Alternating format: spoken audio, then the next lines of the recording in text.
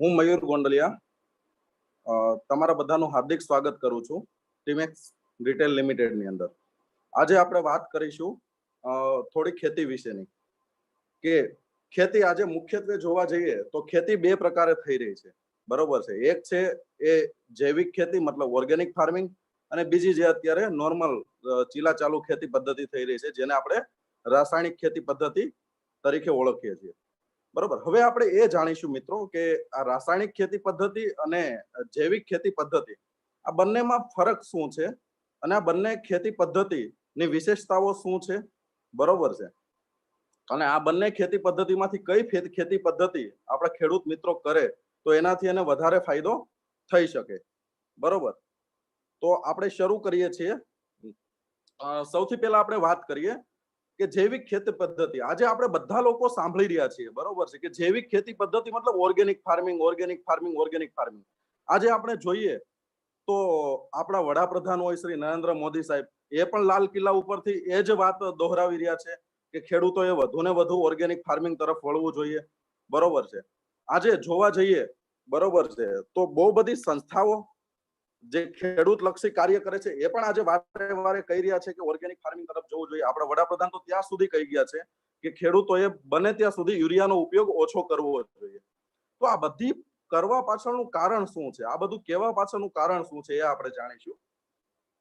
જેવી રીતે અમને કેમિકલ એન્જિનિયરિંગની અંદર ભણાવવામાં આવતું આ બધું કે યુરિયા કઈ રીતે બને છે, ડીએપી કઈ રીતે બને છે, બરોબર. ત્યારે તો કેવું હોય કે આપણે ભણવા ખાતર આપણે ભણી લેતા હોઈએ, પણ એની અંદર જે કેમિકલ ઉપયોગ થતા હોય છે એના કારણે શું શું નુકસાન થતા હોય છે એ તો આપણે જ્યારે રિયલ લાઈફની અંદર આવીએ ત્યારે આપણને ખબર પડે છે.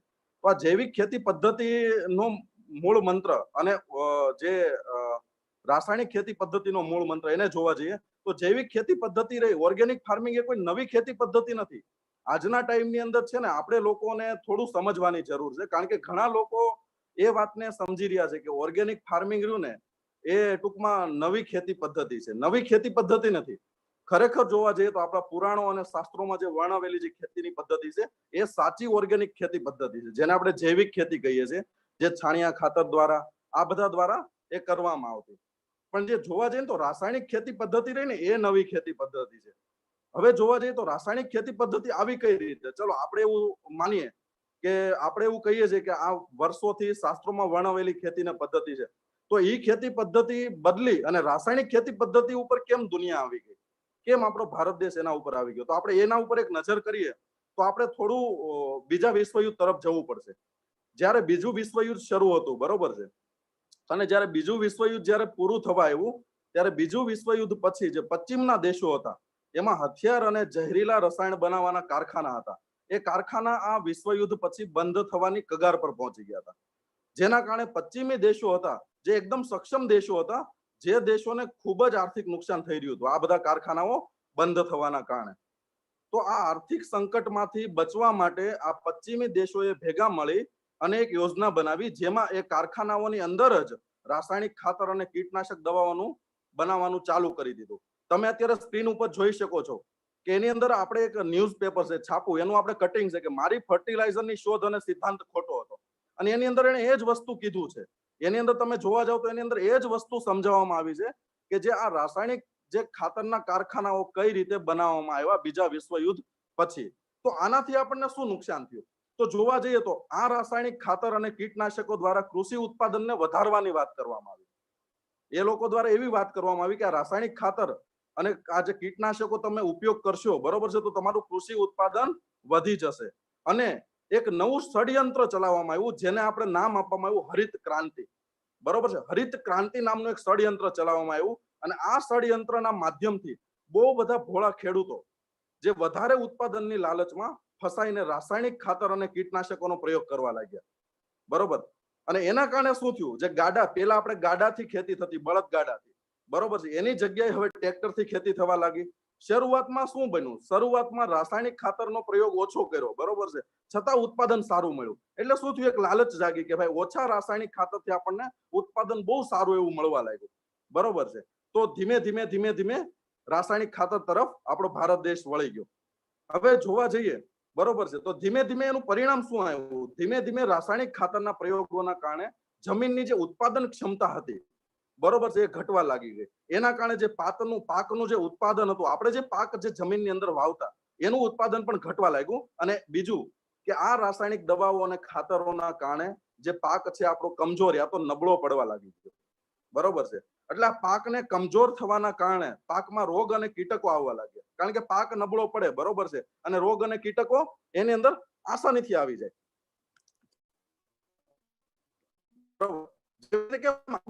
બરોબર છે, આપણા શરીરની ઇમ્યુન સિસ્ટમ આપણી ડાઉન થાય એટલે બહારના રોગો આપણા ઉપર હાવી બને. એવી રીતે પાક નબળો પડ્યો આ રાસાયણિક ખાતર ને દવાઓથી, તો બહારના કીટકો હતા, બરોબર છે, એ પાકના ઉપર આવવા લાગ્યા. તો એના કારણે શું થયું? આ રોગ અને કીટકોથી પાકની સુરક્ષા માટે વધારે કીટનાશકોનો પ્રયોગ થવા લાગ્યો. બરોબર છે, આ પાકની જે સુરક્ષા માટે વધારે કીટનાશકોનો પ્રયોગ થવા લાગી ગયો. અને એના કારણે શું થયું કે એક તરફ વધુ ઉત્પાદન માટે વધારે રાસાયણિક ખાતરોનો પ્રયોગ થવા લાગ્યો, બરોબર, અને બીજી રીતે આપણે જોઈએ તો પાકને રોગ અને કીટકોથી બચાવવા માટે વધારે પ્રકારે ઝેરીલા કીટનાશકોનો પ્રયોગ વધી ગયો ખેતીની અંદર. આના કારણે શું થયું? જેના કારણે ઉત્પાદનનો ખર્ચ વધવા લાગ્યો. કારણ કે ચોખ્ખી વસ્તુ છે, જે આપણે ઉત્પાદન આવવાનું હતું એ તો ફિક્સ જ હતું, પણ જે આપણો જે રાસાયણિક દવાઓ અને કીટનાશકોનો કારણે જે ખર્ચો વધ્યો, તો એના કારણે શું થયું? આપણો ઉત્પાદનનો ખર્ચ વધી ગયો. આના કારણે ખેડૂતોને લાભ મળતો ઓછો થયો, બરોબર છે, અને જેથી નાના ખેડૂતો હતા એ દેવામાં ડૂબી ગયા, મતલબ કર્જાની અંદર ડૂબી ગયા. તો ધીમે ધીમે જમીનની ઉત્પાદન શક્તિ નષ્ટ થવાથી જે જમીન હતી એ બંજર થવા લાગી. તો આના કારણે શું થયું? રાસાયણિક ખાતર અને કીટનાશકોના કારણે અનાજ પણ ઝેરીલું થવા લાગ્યું, બરોબર છે, અને હવા અને પાણી પણ હવા, પાણી અને જમીન પણ પ્રદૂષિત થઈ ગયા, જેના કારણે માણસ અને પશુ પક્ષીઓના સ્વાસ્થ્ય ઉપર આને એકદમ પ્રતિકૂળ પ્રભાવ પડ્યો, જેનું પરિણામ આપણે જોઈ શકીએ છીએ. અત્યારે તમે જે આ છાપાના કટિંગ જોઈ રહ્યા છો, બરોબર છે, એની અંદર એવું બતાવવામાં જ આવ્યું છે. હું કહીશ કે નેક્સ્ટ સ્લાઇડ કરે તો એની અંદર તમને વધારે સમજમાં આવશે કે આના કારણે આપણને શું અસર થઈ. જે નેક્સ્ટ સ્લાઇડ ની અંદર તમને સારી રીતે આની અંદરની અસર જો તમે જોઈ શકો છો કે આજે રાસાયણિક ખાતરના કારણે, રાસાયણિક દવાઓના કારણે આપણે હમણાં ગયા વર્ષનો જે કિસ્સો આપણા ગુજરાતનો જુનાગઢના એક ગામનો, કે એક પિતા હતા, બરોબર છે, રાસાયણિક દવાનો છંટકાવ કરી, જંતુનાશક દવાનો છંટકાવ કરીને ઘરે આવ્યા અને એના બાળકના સંપર્કમાં આવ્યા અને એ બાળકનું મૃત્યુ થયું, બરોબર છે. પછી હજી આપણે આગળ છાપા જોઈએ, બરોબર છે, ન્યૂઝના કટિંગ જોઈએ તો તમને ઘણી વસ્તુ એવી જાણવા મળશે કે આપણી જે ખોરાક હતી, જેની અંદર પોષણ તત્વો મળવા જોઈતા હતા, એ પોષણ તત્વો આપણને મળતા બંધ થઈ ગયા. એના કારણે શું થયું કે આપણા બોડીને જે વિટામિન અને મિનરલ જોતા હતા એ આપણને ના મળ્યા, બરોબર છે.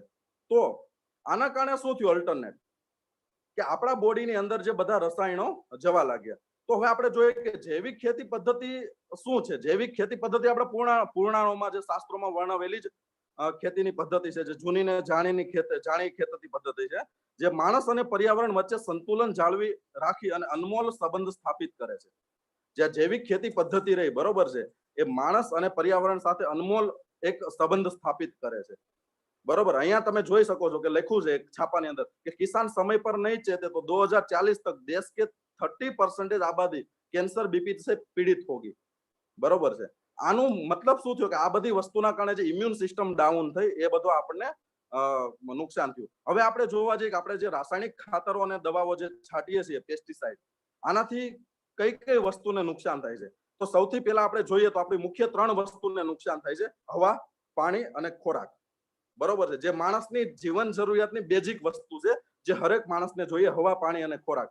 હવે તમને એવું થશે કે હવા, પાણી અને ખોરાક, બરોબર છે, આની અંદર કઈ રીતે નુકસાન થયું આ બધી વસ્તુથી, બરોબર છે? તો આની અંદરથી આપણને જોવા જઈએ, બરોબર છે, તો નુકસાન સૌથી પહેલું એ થયું. હવાની અંદર શું નુકસાન થયું કે જે આપણે જે કીટનાશકોનો છંટકાવ શરૂ કર્યો, બરોબર છે, એ વાતાવરણની અંદર ભળ્યા તો હવા એકદમ પ્રદૂષિત થઈ ગઈ, બરોબર છે. તો હવાની અંદર પણ નુકસાન થયું. બીજું પાણી, તો એ કીટનાશકો અને રાસાયણિક ખાતરો જમીનની અંદર ગયા તો અલ્ટરનેટ જે આપણે પાણીની અંદર પણ એ મિક્સ થયા, તો આપણું જે પાણીનું જે પ્રમાણ હતું, બરોબર છે, એ પણ કેમિકલ વાળું બની ગયું. અને ખોરાક, સૌથી મોટું જે નુકસાન થયું, આપણે જે ખોરાક ખાઈ રહ્યા છીએ એની અંદર. કેમ? કારણ કે આપણે જે રાસાયણિક દવા અને ખાતરોનો ઉપયોગ કરી રહ્યા છીએ, બરોબર છે, એ રાસાયણિક દવા અને ખાતરોના ઉપયોગના કારણે જે આપણે પાક વાવી રહ્યા છીએ, માનો કે આપણે ખેતરમાં ઘઉં વાવ્યા, બાજરો વાવ્યો, આપણે જે શાકભાજી વાવ્યા, એની ઉપર આપણે રાસાયણિક દવાઓનો છંટકાવ કરીએ છીએ, બરોબર છે, એ અલ્ટરનેટ જાય છે કે એ પાકની અંદર જ જાય છે અને એ આપણે લોકો ખાઈ રહ્યા છીએ. તો અલ્ટરનેટ આપણા ખોરાકની મારફત પણ આ વસ્તુ આવવાની શરૂ થઈ. અને એના કારણે તમે જે આજે આ ન્યૂઝપેપરમાં જોઈ શકો છો કે જે આપણી જે પેલાની જે ખોરાકની જે થાળી હતી જે આપણે ખાતા, એના કરતા અત્યારની જે ખોરાકની થાળી છે, બરોબર છે, એ એકદમ પ્રદૂષિત થઈ ગઈ છે. કેમ? કારણ કે એની અંદર કેમિકલ ભળી ગયા છે. હવે આપણે જોઈએ તો એવું તો શું શું થયું, તો તમે જોવા જાવ તો હવા, પાણી અને ખોરાક નબળા પડ્યા, બરોબર છે, આ રાસાયણિક દવાઓના કારણે. પણ એની સૌથી મોટી અસર કોના ઉપર થઈ? તો સૌથી મોટી અસર થઈ મનુષ્ય ઉપર, પ્રાણીઓ ઉપર, અને ખાસ કરીને જે ખેડૂતોની મિત્ર જીવાતો અને પક્ષીઓ હતા એના ઉપર. હવે આપણે જોઈએ કે ખેડૂતોના મિત્ર, જો આપણે મનુષ્ય ઉપર તો જોયું કે આપણે જે ખોરાક ખાઈએ છીએ એના કારણે અસર થઈ, તો જે આ ખેડૂતોના જે મિત્ર જીવાતો હતી એના ઉપર કઈ અસર થઈ એ આપણે જોઈએ. તો હું તમને એક ઉદાહરણ આપું કે ઘણી એવી ખેડૂતોની મિત્ર જીવાતો હતી ને પક્ષીઓ હતા જે આપણે પર્યાવરણ અત્યારે ઝેરીલું બનાવ્યું, બરોબર, એના કારણે એ જીવાતો અને પક્ષીઓ મૃત્યુ પામ્યા. કેવી રીતે? જેવી રીતે આપણે ચકલી જોઈએ છીએ. જો તમે ચકલીનું ક્યારે નિરીક્ષણ કરશો ને તો ચકલીને તમે જોશો ને તો તમને ખબર પડશે, એની ચાંચની અંદર નાની નાની ઈયળો લઈ અને એ પોતાના ખોરાક તરીકે ઉપયોગ કરે છે. એ તમે ખાસ તમે જોજો આપણી ચકલીઓની અંદર, કારણ કે એનો ખોરાક છે ઈયળ હશે, બરોબર છે. એ ઈયળો ક્યાંથી લઈ આવે છે? એ આ બધા પાકની અંદર જે ઈયળના ઈંડા હોય છે, બરોબર, એની અંદર જે ઈયળના બચ્ચા જન્મે છે, એ ઈયળને આ ચકલીઓ એનો ખોરાક તરીકે ઉપયોગ કરતી હોય છે. તો એના કારણે એ ઈયળ ઉપર કંટ્રોલ પણ થાય. આપણે રાસાયણિક દવાઓ જ એટલી બધી છાંટી કે એના કારણે જે જીવાતો હતી, બરોબર છે, એ જીવાતો, જે મિત્ર જીવાતો હતી એનો નાશ થઈ ગયો, બરોબર છે. હવે જે ચકલીઓ ઈયળ ખાતી, બરોબર છે, તો ઈયળ ઉપર તો કંટ્રોલ થતો જ, બરોબર છે. હવે એ ચકલીઓનું પ્રમાણ ઓછું થઈ ગયું તો શું થયું? ઈયળોનો ઉપદ્રવ વધી ગયો, બરોબર. અને રાસાયણિક દવાઓ આપણે એટલી બધી છાંટી કે અત્યારે જે મિત્ર જીવાતો હતી એ જ નાશ પામી ગઈ, જે આપણા પાકની આર્મી કહેવાતી, જે આપણે જેવી રીતે આપણા દેશની આર્મી પાકની આર્મી હતી, જે ચકલી છે, પછી અળસિયા છે, બરોબર છે, આ બધી જે આપણે કાળિયો કોસી કહીએ, કાબર કહીએ, બગલો કહીએ, આ બધી જે પક્ષીઓ અને જીવાતો હતી નાની નાની, બરોબર છે, એ ખેડૂતોની મિત્ર જીવાતો હતો. કઈ રીતે? તમે એક નામ સાંભળ્યું છે કાળિયો કોસી કરીને, જે કાળા કલરનું પક્ષી આવે, બરોબર છે. એ કાળિયો કોસીનું કામ શું હોય? તમે નામ સાંભળ્યું હોય તો એનો મુખ્ય ખોરાક છે ને ફૂદા છે. જે ફૂદા આવે ને ફૂદા એનો મુખ્ય ખોરાક છે. હવે આ ફૂદા શું છે એ આપણે જાણીએ. આ ફૂદા છે ને, આ ફૂદા ઈંડા મૂકે, અને ઈ ઈંડા મૂકે ને એમાંથી ઈયળનો જન્મ થતો, એટલે ઈયળનો જન્મ છે ને ફૂદાના ઈંડામાંથી થતો હોય છે. હવે તમને જાણીને આશ્ચર્ય થશે, એક ફૂદું હોય ને, એક ફૂદું એ 800 થી 1000 ઈંડા મૂકે. એનો મતલબ એવો થયો, એક ફૂદું 800 થી 1000 ઈયળોને જન્મ આપે છે. હવે આ કાળિયો કોસી જે પક્ષી રહ્યો ને, એ દરરોજના 10 થી 15 આવા ફૂદાઓને પોતાના ખોરાકની અંદર ઉપયોગમાં લેતો. હવે વિચારો તમે, હવે એક જ ફૂદો છે 800 થી 1000 ઈયળોને જન્મ આપે, એવા 10 થી 15 ફૂદા તો આ કાળિયો કોસી એકલો ખાઈ જતો. તો કેટલી ઈયળોનું કંટ્રોલ આપોઆપ થઈ જતું. તો આપણે ઈયળોની જગ્યાએ ફૂદા ઉપર કંટ્રોલ કરવું જોઈએ. તો એના માટે આપણે શું કરવું જોઈએ? તો આ કાળિયો કોસી જે પક્ષી રહ્યું, બરોબર, એની એક વિશેષતા છે. એની વિશેષતા શું છે? એની લાક્ષણિકતા શું છે ખબર? એ સૂકી ડાળી ઉપર બેસે હંમેશા. તો અત્યારે આપણે આજુબાજુમાં એવી ડાળ જ નથી રહી. તમે જો ખેતરની આજુબાજુમાં, કેમ? કારણ કે આજથી પહેલા તમે થોડા ટાઈમ પહેલા જાઓ, બરોબર છે, તો આપણા ખેતરની અંદર આપણે ચાડીઓ રાખતા, બરોબર છે, તો ચાડીઓ રાખતા, એના બે હાથ આમ પોળા હોય તો ત્યાં પક્ષીઓ બેસતા. પછી ખેતરની આજુબાજુ જે સેઢા ફરતે આપણે ઝાડનો વાવેતર કરતા, બરોબર છે, લીમડો હોય, પછી આંબલી હોય, ગોરસ આંબલી હોય, બરોબર છે, આવી બધી અલગ અલગ વસ્તુઓ આપણે ખેતરના સેઢે વાવતા. પણ આજના ટાઈમમાં કેવું થઈ ગયું કે તમે જોવા જાવ તો અત્યારે ખેતરના સેઢે ઘણા વૃક્ષો જોવા મળે, પણ પહેલાની સરખામણીમાં બહુ ઓછા જોવા મળે છે. કેમ? કારણ કે અત્યારે આપણે એવું માનવા મળ્યા છે કે એ ઝાડ વાવીએ છીએ તો એના જે પાંદડા ને એવું ખરે એ આપણે ખેતીને નુકસાન કરે છે. એના કારણે આપણે શું કરીએ છીએ? એ ઝાડને જ કાપી નાખીએ છીએ, બરોબર છે. તો આપણે એ ઝાડના ઉપર પણ ધ્યાન આપવું જોઈએ, જેના કારણે આજે બધા આપણે આજે બધા જે આજે બધા પક્ષીઓ છે, બરોબર છે, એનું આપણે સારી રીતે નિયંત્રણ કરી શકીએ, એને સારી રીતે આપણે ઉછેર કરી શકીએ આ ઝાડના માધ્યમથી. કઈ રીતે? તો બીજું હું તમને એક ઉદાહરણ આપું કે આપણે જયારે ખેતરની અંદર ખેડ કરતા હોઈએ, હળ હાંકતા હોઈએ, હાથી હાંકતા હોઈએ, બરોબર છે, ત્યારે આપણે હાથીની પાછળ યા તો હળની પાછળ તમે જોવો ને તો બગલા છે, કાબર છે, પછી આ કાળિયા કોસી છે, આવા બધા પક્ષીઓ છે ને, બરોબર છે, એક હળ જયારે આપણે હાંકતા હોય ત્યારે પાછળ હોય છે. હવે આ શું કરે છે ખબર છે? આ જે પક્ષીઓ રહ્યા એ શું કરે છે? તમે હકીકતમાં જોવા જાવ તો આ જે પક્ષીઓ રહ્યા ને, એ જે આપણે જે હળ હાંકીએ છીએ અથવા તો હાથી હાંકીએ છીએ, તો એના જે જમીન ઉથલાતી હોય તો એની અંદરથી જીવાતો નીકળતી હોય, ઈયળો નીકળતી હોય, મુંડા નીકળતા હોય, બરોબર છે. આ બધી જીવાતને એ જે પક્ષીઓ રહ્યા ને ખોરાક તરીકે ઉપયોગ કરે છે. તો આપણે સાથે સાથે પક્ષીઓને પણ સાચવવા જોઈએ. એના માટે આપણે ખેતરની આજુબાજુ શેઢે સારા એવા વૃક્ષોનું પણ વાવેતર કરવું જોઈએ. તો જ્યાં પક્ષીઓ માળા બનાવી અને ત્યાં વસવાટ કરી શકે, તો જે માળાની અંદર પોતે ઈંડા મૂકે અને બચ્ચાને જન્મ આપે, તો એના બચ્ચાને અને પક્ષીઓને પોતાને એક ખોરાક સ્વરૂપે આ વસ્તુઓ છે એ ખેતરની અંદરથી એને આસાનીથી મળી રહે. બરોબર છે. અને જેના કારણે શું થાય, આપણા ખેતરની અંદર જીવાતો છે, ઈયળ છે, મુંડા છે, આનું બધાનું નિયંત્રણ આપણે કરી શકીએ અને જેના કારણે આપણા ખેતરને બહુ બધો ફાયદો થાય. હવે કોઈ પણ ઈયળ હોય ને, કોઈ પણ ઈયળ એનું ઉત્પત્તિ સ્થાન હોય ને ફૂદું છે. કોઈ પણ ઈયળ હોય ને એનું ઉત્પત્તિ સ્થાન તમે જોવા જાવ તો ફૂદું છે. બરોબર છે. હવે ફૂદું છે ઈંડા મૂકે છે ને એમાંથી ઈયળ જન્મે છે અને એ ઈયળો પાછી સુષુપ્ત અવસ્થામાં જઈને કોસેટો થઈ જાય છે. બરોબર છે. કોસેટો શું છે? એ સુષુપ્ત અવસ્થામાં ઈયળનો એક પ્રક્રિયાનો ભાગ છે અને એ કોસેટો છે ને ફરીથી પુનર્જીવિત થાય છે અને ફૂદાની અંદર જન્મ લે છે અને એ જ ફૂદા, બરોબર છે, ફરીથી ઈયળોને જન્મ આપે છે. આ એક કુદરતની એક સાયકલ છે. બરોબર છે. એક કુદરતની એક સાયકલ છે, સતત ને સતત ફરતી રહી છે.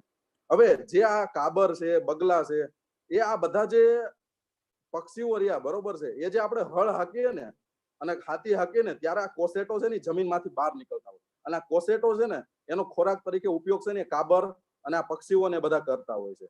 બરોબર છે.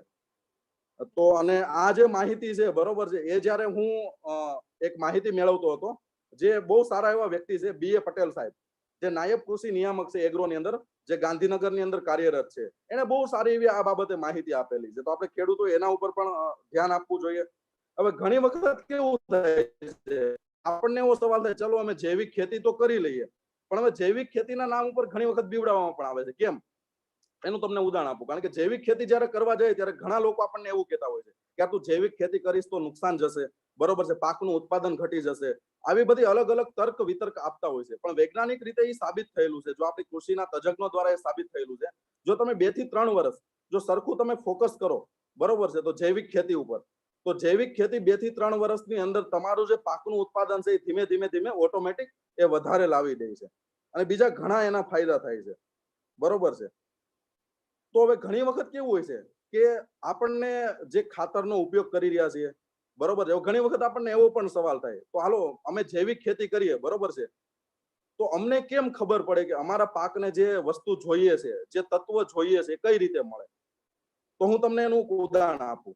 બરોબર છે. તમને એના ઉપર વાત કરું, જે આપણને એના દ્વારા કઈ રીતે ફાયદો થાય છે એના ઉપર આપણે વાત કરીએ.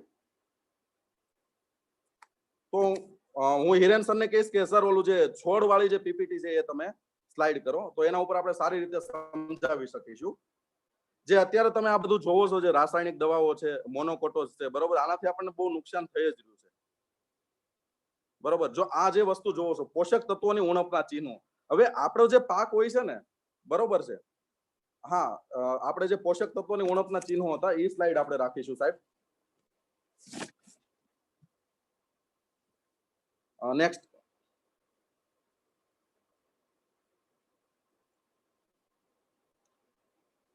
હા, જો આ પોષક તત્વોની ઉણપના ચિહ્નો છે એના ઉપર આપણે જોઈએ, તો આપણે છોડ હોય ને, છોડ, એને જનરલી જોવા જઈએ તો કૃષિ ની ભાષામાં એવું કહેવાય છે કે એને 21 જેટલા તત્વોની જરૂર પડે છે. હવે 21 તત્વોની અંદર જેવી રીતે કેમ આપણું શરીર છે તો અલગ અલગ vitamin, minerals, vitamin A, B, C, બરોબર છે, B12, પછી મોલિબ્ડમ છે, આયર્ન છે, ફોસ્ફરસ, આવું બધું આપણને, ફોલિક એસિડ, આ બધું આપણા બોડીની અંદર જોતું હોય, એવી રીતે છોડ પણ એક સજીવ જ છે. તો એને પણ 21 પ્રકારના અલગ અલગ તત્વોની જરૂર હોય છે. જો એ તત્વો એને ના મળે તો એને ઉણપ આવે છે. તો આપણે જોઈએ તો એ જે 21 તત્વોમાંથી 3 એવા મુખ્ય તત્વો હોય છે જેની છોડને ખાસ જરૂર હોય છે, જેને આપણે કહીએ છીએ NPK. NPK એટલે નાઇટ્રોજન, ફોસ્ફરસ અને પોટાશ, જે મુખ્ય તત્વો છે. જેવી રીતે માણસના શરીરને ઓક્સિજન જોઈએ છે, તો એવી રીતે છોડને પણ નાઇટ્રોજન જોઈએ જ છે. બરોબર છે. એટલે 3 મુખ્ય તત્વો છે, નાઇટ્રોજન, ફોસ્ફરસ અને પોટાશ. 3 ગૌણ તત્વો છે, બરોબર છે, જે છે કેલ્શિયમ, સલ્ફર અને મેગ્નેશિયમ છે. અને 3 તત્વો એવા છે જે છોડને પાણી અને હવામાંથી મળે છે, જે છે હાઇડ્રોજન છે, કાર્બન છે, ઓક્સિજન છે, આ બધા તત્વો છે. એ સિવાયના જે 12 તત્વો એવા છે જે બહુ સૂક્ષ્મ માત્રામાં જોઈએ છે, જેને આપણે કહી શકીએ ઝિંક છે, આયર્ન છે, કોપર છે, મોલિબ્ડમ છે, બોરોન છે, બરોબર, નિકલ છે, કોબાલ્ટ છે, નિકલ છે, કોબાલ્ટ છે, સોડિયમ છે, મેંગેનીઝ છે, એલ્યુમિનિયમ છે, આવા અલગ અલગ 12 તત્વો છે જેને આપણે સૂક્ષ્મ તત્વો કહી શકીએ છીએ. અને એમ કરીને ટોટલ 21 તત્વો જે જરૂરિયાત છે એ 21 તત્વો જો તમે જૈવિક ખેતી પદ્ધતિ કરો તો આ બધા તત્વો બેલેન્સ રૂપમાં મળી રહે છે. એનું તમને ઉદાહરણ આપું, કેમ જૈવિક ખેતીમાં 21 તત્વો મળી રહે એનું ઉદાહરણ આપું. જો તમે રાસાયણિક ખાતર લ્યો ને તો રાસાયણિક ખાતરની બેગ ઉપર જ લખેલું હોય છે કે આમાં આટલા ટકા નાઇટ્રોજન હોય છે. તમને ઉદાહરણ આપું કે યુરિયાની તમે થેલી લ્યો તો લખેલું હોય છે 46% નાઇટ્રોજન, બરોબર છે. તો બાકીની બધી વસ્તુ શું છે? એક પ્રકારનો ક્ષાર છે જે આપણે જમીનને ક્ષારીય બનાવી દે છે, રિજિડ બનાવી દે છે. એટલે એની બેગ ઉપર જ માનો કે લખેલું જ હોય છે આ તત્વો છે, આ તત્વો છે. હવે માનો કે તમે એનપીકે લ્યો છો એટલે 12, 32, 16, બરોબર છે. તો નાઇટ્રોજન, ફોસ્ફરસ ને પોટાશ મળે છે. બાકીના તત્વો એની અંદર હોતા નથી. પણ જૈવિક ખેતી પદ્ધતિમાં એ વસ્તુ હોય છે. એટલે તમે જોવા જઈએ, બરોબર છે, તો જે જમીનને જે જળ બનાવે છે ને આ બધા જે રાસાયણિક ખાતરો, એની જગ્યાએ જો જૈવિક ખેતી પદ્ધતિની અંદર આ તમામ 21 તત્વો મળી જ રહે છે. અને આ સાચી સમજણ જો આપણે ખેડૂતો સુધી લઈ જવી પડે અને આને આપણે સમજાવવું પડે. એવું નથી, તમે વિચારો, આજે એવું નથી કે ખેડૂતોને જૈવિક ખેતી નથી કરવી. ખેડૂતોને જૈવિક ખેતી કરવી જ છે, પણ ખેડૂતોની મજબૂરી બની ગઈ છે રાસાયણિક ખેતી, બરોબર છે. એનું કારણ છે કે જૈવિક ખેતી વિશે સાચી માહિતી અત્યારે મળતી નથી ઘણી જગ્યાએ. બીજી વસ્તુ કે એ આપણે એક માર્કેટમાં નેગેટિવિટી ફેલાઈ ગઈ છે કે ભાઈ જૈવિક ખેતીથી ઉત્પાદન છે એની ક્ષમતા ઘટી જાય છે. આજે બધી અમુક નકારાત્મક વસ્તુઓ જે જાણી જોયા વગર જે ફેલાઈ ગઈ છે એના કારણે બહુ બધા નુકસાનો ખરેખર આપણી ખેતી પદ્ધતિને થઈ રહ્યા છે. તો આપણે સમજવું પડશે જૈવિક ખેતી પદ્ધતિ છે આપણો ફાયદો પણ કરે છે, ખર્ચ પણ ઘટાડે છે, બરોબર છે.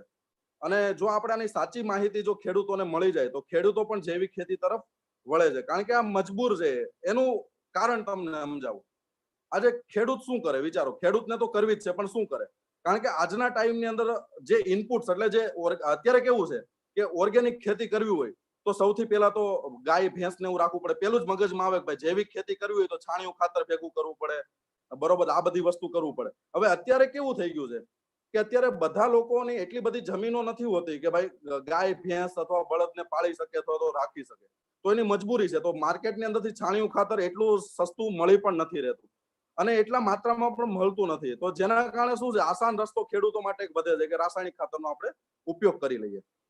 તો હવે આના માટે ઘણી એવી સંસ્થાઓ છે જે ભારત સરકાર દ્વારા પ્રમાણિત થયેલી છે અને ઘણી એવી ભારત સરકારે પણ ઘણી એવી બોડી બનાવેલી છે કે જે રાસાયણિક ખાતરની જગ્યાએ જૈવિક ખેતી પદ્ધતિને પ્રોત્સાહન આપવા માટે સર્ટિફાઈડ પ્રોડક્ટ આપી રહી છે. કે જેવી રીતે ઘણી એવી કંપનીઓ છે જે આવી ઓર્ગેનિક ફાર્મિંગની પ્રોડક્ટ વેચી રહી છે માર્કેટમાં. પણ અત્યાર સુધી કેવું હતું, ઓર્ગેનિક ફાર્મિંગ ના નામ ઉપર ઘણી કંપનીઓ કાળા બજાર પણ કરતી, જેના કારણે શું થાય, ખેડૂતોનો ભરોસો તૂટ્યો. ભરોસો તૂટે એટલે માણસ શું છે, એનો ઉપયોગ નથી કરવાના. તો અત્યારના ટાઈમની અંદર જોવા જઈએ, બરોબર છે, તો ઘણી એવી ઓર્ગેનિક દવાઓ છે જેને વેરીફાઈ અથવા તો સર્ટિફાઈડ કરવામાં આવે છે. હવે જો તમે સર્ટિફાઈડ દવાઓ તમે વાપરો, જેવી રીતે એવી સંસ્થાઓ છે જે સર્ટિફાઈડ કરશે, જેવી રીતે એપેડા છે, બરોબર છે, પછી આઈએમઓ છે, એનઓસીએ છે એટલે નોકા છે, પછી આપણે ગોપકા છે, પછી એનપીઓપી છે, એનએબીએલ છે, આ બધી સંસ્થાઓ રહી, બરોબર છે, એ ભારતની અંદર કાર્યરત છે. અને જે ઉત્પાદકો છે, જે ઓર્ગેનિક ફાર્મિંગ જે પ્રોડક્ટ હોય છે, ખેતીવાડીની દવાઓ હોય છે, એને તપાસી અને એને પ્રમાણિત કરવાનું કામ કરતી હોય છે, બરોબર છે. તો આનાથી શું થશે કે જે ઓર્ગેનિક પ્રોડક્ટ જે માર્કેટમાં કંપની સપ્લાય કરે છે એને પણ આસાની રહેશે અને ખેડૂતોને પણ એને મેળવવામાં આસાની રહેશે. કેમ? કારણ કે સર્ટિફિકેટ જોઈ અને ખેડૂતોને પણ ભરોસો આવશે કે ના ના આ વસ્તુ સાચી ઓર્ગેનિક છે, બરોબર છે. અને હું તો એવું જ કહું છું, જો તમારે ઓર્ગેનિક ખેતી કરવી હોય તો ઓર્ગેનિક સર્ટિફાઈડ પ્રોડક્ટ હોય એનો જ ઉપયોગ કરો. જો તમે ઘરે જો જીવામૃત છે, બરોબર છે, આ બધી વસ્તુ બનાવતા હોય તો કોઈ વાંધો જ નથી. પણ જો તમારે માર્કેટમાંથી ઓર્ગેનિક વસ્તુ લેવાની જરૂરિયાત પડે તો સર્ટિફિકેટ વાળી જ વસ્તુઓ ખરીદો. કારણ કે કેવું હોય છે કે ઓર્ગેનિકની આડની અંદર ભોળા ખેડૂતોને ઘણી વખત ફસાવવામાં પણ આવે છે, બરોબર છે. બધા એવા નથી હોતા પણ અમુક લોકો એવું કરે છે, બરોબર છે. તો આ જે સર્ટિફિકેટ વાળી પ્રોડક્ટ છે, બરોબર છે, એનો આપણે ઉપયોગ કરવો જોઈએ. તો આના કારણે શું થાય છે, તો ખેડૂતોને જે સર્ટિફાઈડ વાળી પ્રોડક્ટ વાપરે તો સારું એવું ઓર્ગેનિક ઉત્પાદન થાય અને એની સારી એવી કિંમત એને માર્કેટમાં મળી રહે અને એનું ઉત્પાદન છે, બરોબર છે, એ સારી એવી ઓળખ પણ મળે છે. અને જો આવો માહોલ જો ધીરે ધીરે ઇમ્પ્રુવ થાય તો ડેફિનેટલી ખેડૂતો પણ જૈવિક ખેતી તરફ આગળ આવશે અને એવો મને વિશ્વાસ છે. તો આજના સમયની અંદર એવી જ એક સંસ્થા છે જે એનઓસીએ દ્વારા પ્રમાણિત છે, બરોબર છે. હવે તમને નેક્સ્ટ કરું જે સંસ્થાનું નામ છે ટીમેક્સ રિટેલ લિમિટેડ, બરોબર છે, જે એનઓસીએ દ્વારા પ્રમાણિત છે. હવે તમને એવો સવાલ થાય કે એનઓસીએ શું છે? તો એનઓસીએ છે ને, બરોબર છે, એનઓસીએ છે નેશનલ ઓર્ગેનિક સર્ટિફિકેટ એસોસિએશન છે, જે નેચરલ ઓર્ગેનિક સર્ટિફિકેટનું એક એસોસિએશન છે, બરોબર છે, જે આ એનઓસીએ છે, જેના દ્વારા જે ટીમેક્સ રિટેલ લિમિટેડની ઓર્ગેનિક પ્રોડક્ટ છે એને સર્ટિફાઈડ કરવામાં આવી છે. હવે આપણે એનઓસીએ વિશેની થોડી માહિતી મેળવી. એનઓસીએ શું છે? તો એનઓસીએ છે ઓર્ગેનિક ફાર્મિંગ, ફૂડ અને ફાઈબર ના સક્ષમ નિરીક્ષણ અને પ્રમાણપાત્ર કરવા માટેની પ્રણાલીની સ્થાપના અને વિકાસ કરવા માટેમાં મદદરૂપ થાય છે, બરોબર છે. આ જે એનઓસીએ છે એ આઈએસઓ ના અંડરમાં કામ કરે છે, બરોબર છે, અને એની જે બોડીની ઓપરેટિંગ સિસ્ટમ છે, જે પ્રોડક્ટ સર્ટિફિકેશનની જે સિસ્ટમ છે, આના માટેની જે સામાન્ય આવશ્યકતાઓ હોય છે એના માટે એને એનએસઓપી મતલબ national standard for organic production of India, બરોબર છે, આના અનુસાર અને એના નિરીક્ષણો અને પ્રમાણપત્રો હાથ ધરવા માટે જે આપણે એપેડા કહીએ છીએ, agriculture processed food products export development authority, જે ministry of commerce and industry government of ઇન્ડિયાના અંડરમાં કામ કરે છે, એના દ્વારા માન્યતા પ્રાપ્ત છે આ એનઓસીએ સર્ટિફિકેટને, બરોબર છે. જેણે ઈસી રેગ્યુલેશન ઉપર અને જે સ્વિસ ઓર્ડિનન્સ છે અને જે United States department of agriculture મતલબ American state department of agriculture છે, બરોબર છે, આની સાથે સમાનતા પ્રાપ્ત કરેલી છે. અને ઓર્ગેનિક પ્રોડક્શન માટેના ભારતના જે રાષ્ટ્રીય કાર્યક્રમ દીઠ ઓર્ગેનિક સર્ટિફિકેશન સ્કીમ છે, તેની માટેની કામગીરી માટે તેને એનએબીસીબી મતલબ national accreditation board four certification bodies દ્વારા માન્યતા આપવામાં આવેલી છે. કહેવાનો મતલબ એ છે જે એનઓસીએ સર્ટિફાઈડ જે પ્રોડક્ટ આજે અમે માર્કેટમાં લઈને આવ્યા છીએ, બરોબર છે, જે એકદમ સક્ષમ અને પ્રામાણિક છે, બરોબર છે. તો હવે આપણે જાણીએ કે ટીમેક્સની ઓર્ગેનિક ફાર્મિંગ પ્રોડક્ટ છે, બરોબર છે, એનાથી આપણને શું ફાયદો થાય છે, બરોબર છે, એના ઉપર આપણે આગળ જાણીએ. તો આપણે નેક્સ્ટ સ્લાઇડ કરીએ. તો આપણે નેક્સ્ટ જોવા જઈએ, બરોબર છે, તો ટીમેક્સની ઓર્ગેનિક પ્રોડક્ટ થી આપણને શું ફાયદો થાય છે? તો જે ટીમેક્સની ઓર્ગેનિક પ્રોડક્ટ છે એ સ્વદેશી ટેકનોલોજી દ્વારા બનાવેલી છે, એટલે મેક ઇન ઇન્ડિયા, જે આપણા પ્રધાનમંત્રીએ હમણાં જ કીધું કે ભાઈ ભારતની વસ્તુઓનો આપણે ઉપયોગ કરીએ. જ્યાં વિદેશી રાસાયણિક અમુક જે કંપનીઓ છે જે વેચી રહી છે, એની જગ્યાએ આપણે મેક ઇન ઇન્ડિયા છે સ્વદેશી ટેકનોલોજીનો ઉપયોગને આપણે પ્રોત્સાહન આપવું જોઈએ. તો અમારી જે વસ્તુઓ છે, બરોબર, એ સ્વદેશી ટેકનોલોજીથી બને છે. બીજી વસ્તુ, આની અંદર કોઈ પણ પ્રકારના હાનિકારક કેમિકલ કે રસાયણોનો ઉપયોગ નથી થયેલો. આની અંદર તો શું ઉપયોગ થયેલો છે? વિવિધ વનસ્પતિઓ છે, ઔષધિઓ છે, બરોબર છે, જે આયુર્વેદિક ઔષધિઓ છે, એનો તેલ હોય, એનું અર્ક હોય, પછી ગાયનું છાણ છે, ગાયનું મૂત્ર છે એટલે ગૌમૂત્ર છે, તુલસી છે, આ બધી વસ્તુઓનો ઉપયોગ કરી અને ઓર્ગેનિક પ્રોડક્ટ બનાવેલી છે. તો આપણે જાણીએ તો આ જે ટીમેક્સ રિટેલ લિમિટેડ જે સંસ્થા રહી, બરોબર છે, જે એનઓસીએ દ્વારા એની જે પ્રોડક્ટ છે એ સર્ટિફાઈડ છે, તો એવી કઈ કઈ પ્રોડક્ટ એ માર્કેટની અંદર અત્યારે અવેલેબલ છે જે પ્રમાણિત હોય, સર્ટિફાઈડ હોય? તો સૌથી પહેલી પ્રોડક્ટ છે એ વૃદ્ધિવિટા છે, બરોબર છે. તો હવે આપણે વૃદ્ધિવિટા વિશે જાણીએ તો મિત્રો તમને નામ ઉપરથી જ ખબર પડી ગઈ છે વૃદ્ધિવિટા એટલે શું. તો નામ એનું એ બતાવશે કે વૃદ્ધિ મતલબ કે આનું આપણે કી પોઈન્ટ જોઈએ, બરોબર છે. તો વૃદ્ધિવિટા છે ને પાક સંવર્ધક અને ઉત્પાદન વર્ધક છે. એનો મતલબ શું છે? એ પાકને સંવર્ધન પણ પૂરું પાડે છે વૃદ્ધિવિટા પ્રોડક્ટ, અને ઉત્પાદનને પણ વધારે છે. તો નેક્સ્ટ સ્લાઇડ કરો સર. તો એની અંદર વૃદ્ધિવિટાની તમને માહિતી સારી રીતે મિત્રો જાણી શકે. બીજી સ્લાઇડ ની અંદર, હા, જો વૃદ્ધિવિટા, તો આ જે વૃદ્ધિવિટા એ પાક સંવર્ધક અને ઉત્પાદન વર્ધક છે. બીજું, કોઈ પણ પ્રકારના છોડના સર્વાંગી વિકાસમાં આ પ્રોડક્ટ છે મજબૂત રીતે કામ કરે છે. કેમ? તો એનું કારણ શું છે તમને કહું. કારણ કે આની અંદર ઉમેરેલી વસ્તુ, તો વૃદ્ધિવિટાની અંદર શું ઉમેરેલું છે તો આપણે એના ઉપર જાણીએ. તો વૃદ્ધિવિટાની અંદર વિવિધ ઔષધિઓ જેવા કે કેળનું પાણી છે, ખીજડો છે, તુલસી છે, ગાયનું છાણ મતલબ ગોબર છે, ગૌમૂત્ર છે, હ્યુમિક એસિડ છે, બરોબર છે, આવી વગેરે અલગ અલગ જડીબુટ્ટીઓ વનસ્પતિઓ ના અર્કનું મિશ્રણ આની અંદર ઉમેરેલું છે. આ તો મેં મુખ્ય વસ્તુઓ કીધી, પણ એના સિવાયની પણ ઘણી વસ્તુઓ આની અંદર ઓર્ગેનિક ઉમેરેલી છે. હવે જોઈએ તો આજે ઉમેરેલી વસ્તુ એનો ફાયદો આપણને શું થાય છે વૃદ્ધિવિટાથી. તો સૌથી પહેલા આની અંદર જે કેળનું પાણી ઉમેરેલું છે ને, તો કેળની એક લાક્ષણિકતા છે કે કેળના પાણીની અંદર સૌથી વધારે પોટાશ મળી આવે છે. જ્યારે ફ્લાવરિંગ થતું હોય, જ્યારે છોડનું ફ્લાવરિંગ થતું હોય ને, એટલે જ્યારે ફૂલ આવતા હોય અને દાણા બેસતા હોય, એ ટાઈમની અંદર પોટાશ આપવામાં આવે ને તો બહુ ફાયદો થાય છે, બરોબર છે. અને બીજું, જે આ કેળના પાણી દ્વારા પોટેશિયમ છે, કેલ્શિયમ છે, મેંગેનીઝ છે, મેગ્નેશિયમ છે, આયર્ન છે, ફોલેટ છે, નિયાસિન છે, બરોબર છે, અને B6 છે, આવા બધા તત્વો મળે છે. અને બીજી સૌથી મેઇન વસ્તુ જે મેં તમને કીધું હતું, પાણી મારફતે મળી રહે 3 તત્વો, જે કાર્બન, હાઇડ્રોજન અને નાઇટ્રોજન, આ માત્રા પણ આની અંદર મળી રહી છે. એટલે આપણા પાકને એકદમ પૂરતા પ્રમાણમાં જે તત્વો જોઈએ મળી રહે છે. બીજું આની અંદર આપણે ખીજડો ઉમેરેલો છે. તો ખીજડો છે ને એ નાઇટ્રોજનનો પુષ્કળ સ્ત્રોત છે. એની અંદર નાઇટ્રોજન પુષ્કળ પ્રમાણમાં મળે છે. તમારે યુરિયાની જરૂર જ નથી પડતી. એનું કારણ કહું તમને. ખીજડાના જે મૂળમાં હોય ને, ખીજડાનું મૂળ હોય ને, એની અંદર નાઇટ્રોજન બેક્ટેરિયા સૌથી વધારે પ્રમાણમાં હોય છે. દુનિયામાં જે નાઇટ્રોજન ફિક્સિંગ બેક્ટેરિયા કહેવામાં આવે ને, જેને હેઝેકોબેક્ટર કહેવામાં આવે, બરોબર છે, એ સૌથી વધારે પ્રમાણમાં આ ખીજડાના મૂળની અંદર વિકાસ પામે છે. અને એના મૂળની અંદર સૌથી મોટી કોલોની આ હેઝેકોબેક્ટરની હોય છે. બરોબર છે. આના કારણે શું થાય છે, આ ખીજડાના જે મૂળ છે ને એ વાતાવરણની અંદર સૌથી વધારે વિકાસ પામે છે. અને એના કારણે જે નાઇટ્રોજન છે ને એ પુષ્કળ પ્રમાણમાં બેક્ટેરિયા દ્વારા આપણને મળી રહે છે. એટલે જે મુખ્ય તત્વ છે છોડનું, બરોબર છે, એ નાઇટ્રોજન પણ આની અંદરથી આપણને મળી રહી છે. પછી આપણે તુલસી ઉમેરેલી છે. તો તુલસી તો આપણને ખબર જ છે, જે આપણા શાસ્ત્રોમાં એને આપણે માતા તરીકે વર્ણન કરેલું છે. કેમ? કારણ કે એના બહુ બધા ફાયદા છે. મનુષ્યથી લઈ હરેક જીવ સૃષ્ટિને તુલસીના ફાયદા છે જ. કેમ? કારણ કે તુલસી છે એન્ટીબેક્ટેરિયલ છે, એન્ટીફંગલ છે, એન્ટીવાયરલ છે, એન્ટીઓક્સિડન્ટના ગુણધર્મ ધરાવે છે. આના કારણે શું થાય છે, જે છોડને જે બહારના જે પ્રતિકૂળ વાતાવરણ હોય ને એની સામે લડવામાં શક્તિ આપે છે. બીજું, આની અંદર પોટેશિયમ, કેલ્શિયમ, મેગ્નેશિયમ, પછી ફોસ્ફરસ અને વિટામિન સી નો સારો એવો સ્ત્રોત મળી આવે છે. અને આયર્ન પણ મળી આવે છે. એટલે આપણા છોડને જે પોટેશિયમ, કેલ્શિયમ, મેગ્નેશિયમ, ફોસ્ફરસ અને વિટામિન સી જોઈએ એ પણ આની અંદર પૂરતા પ્રમાણમાં આપણે છે. અને પછી આપણે હ્યુમિક એસિડ, જેનાથી બધા લોકો પરિચિત જ હોય છે. હવે હ્યુમિક એસિડ નું કાર્ય શું હોય છે એ હું તમને સમજાવું. તો આપણે આની અંદર હ્યુમિક એસિડ પણ ઉમેરેલું છે વૃદ્ધિવિટાની અંદર.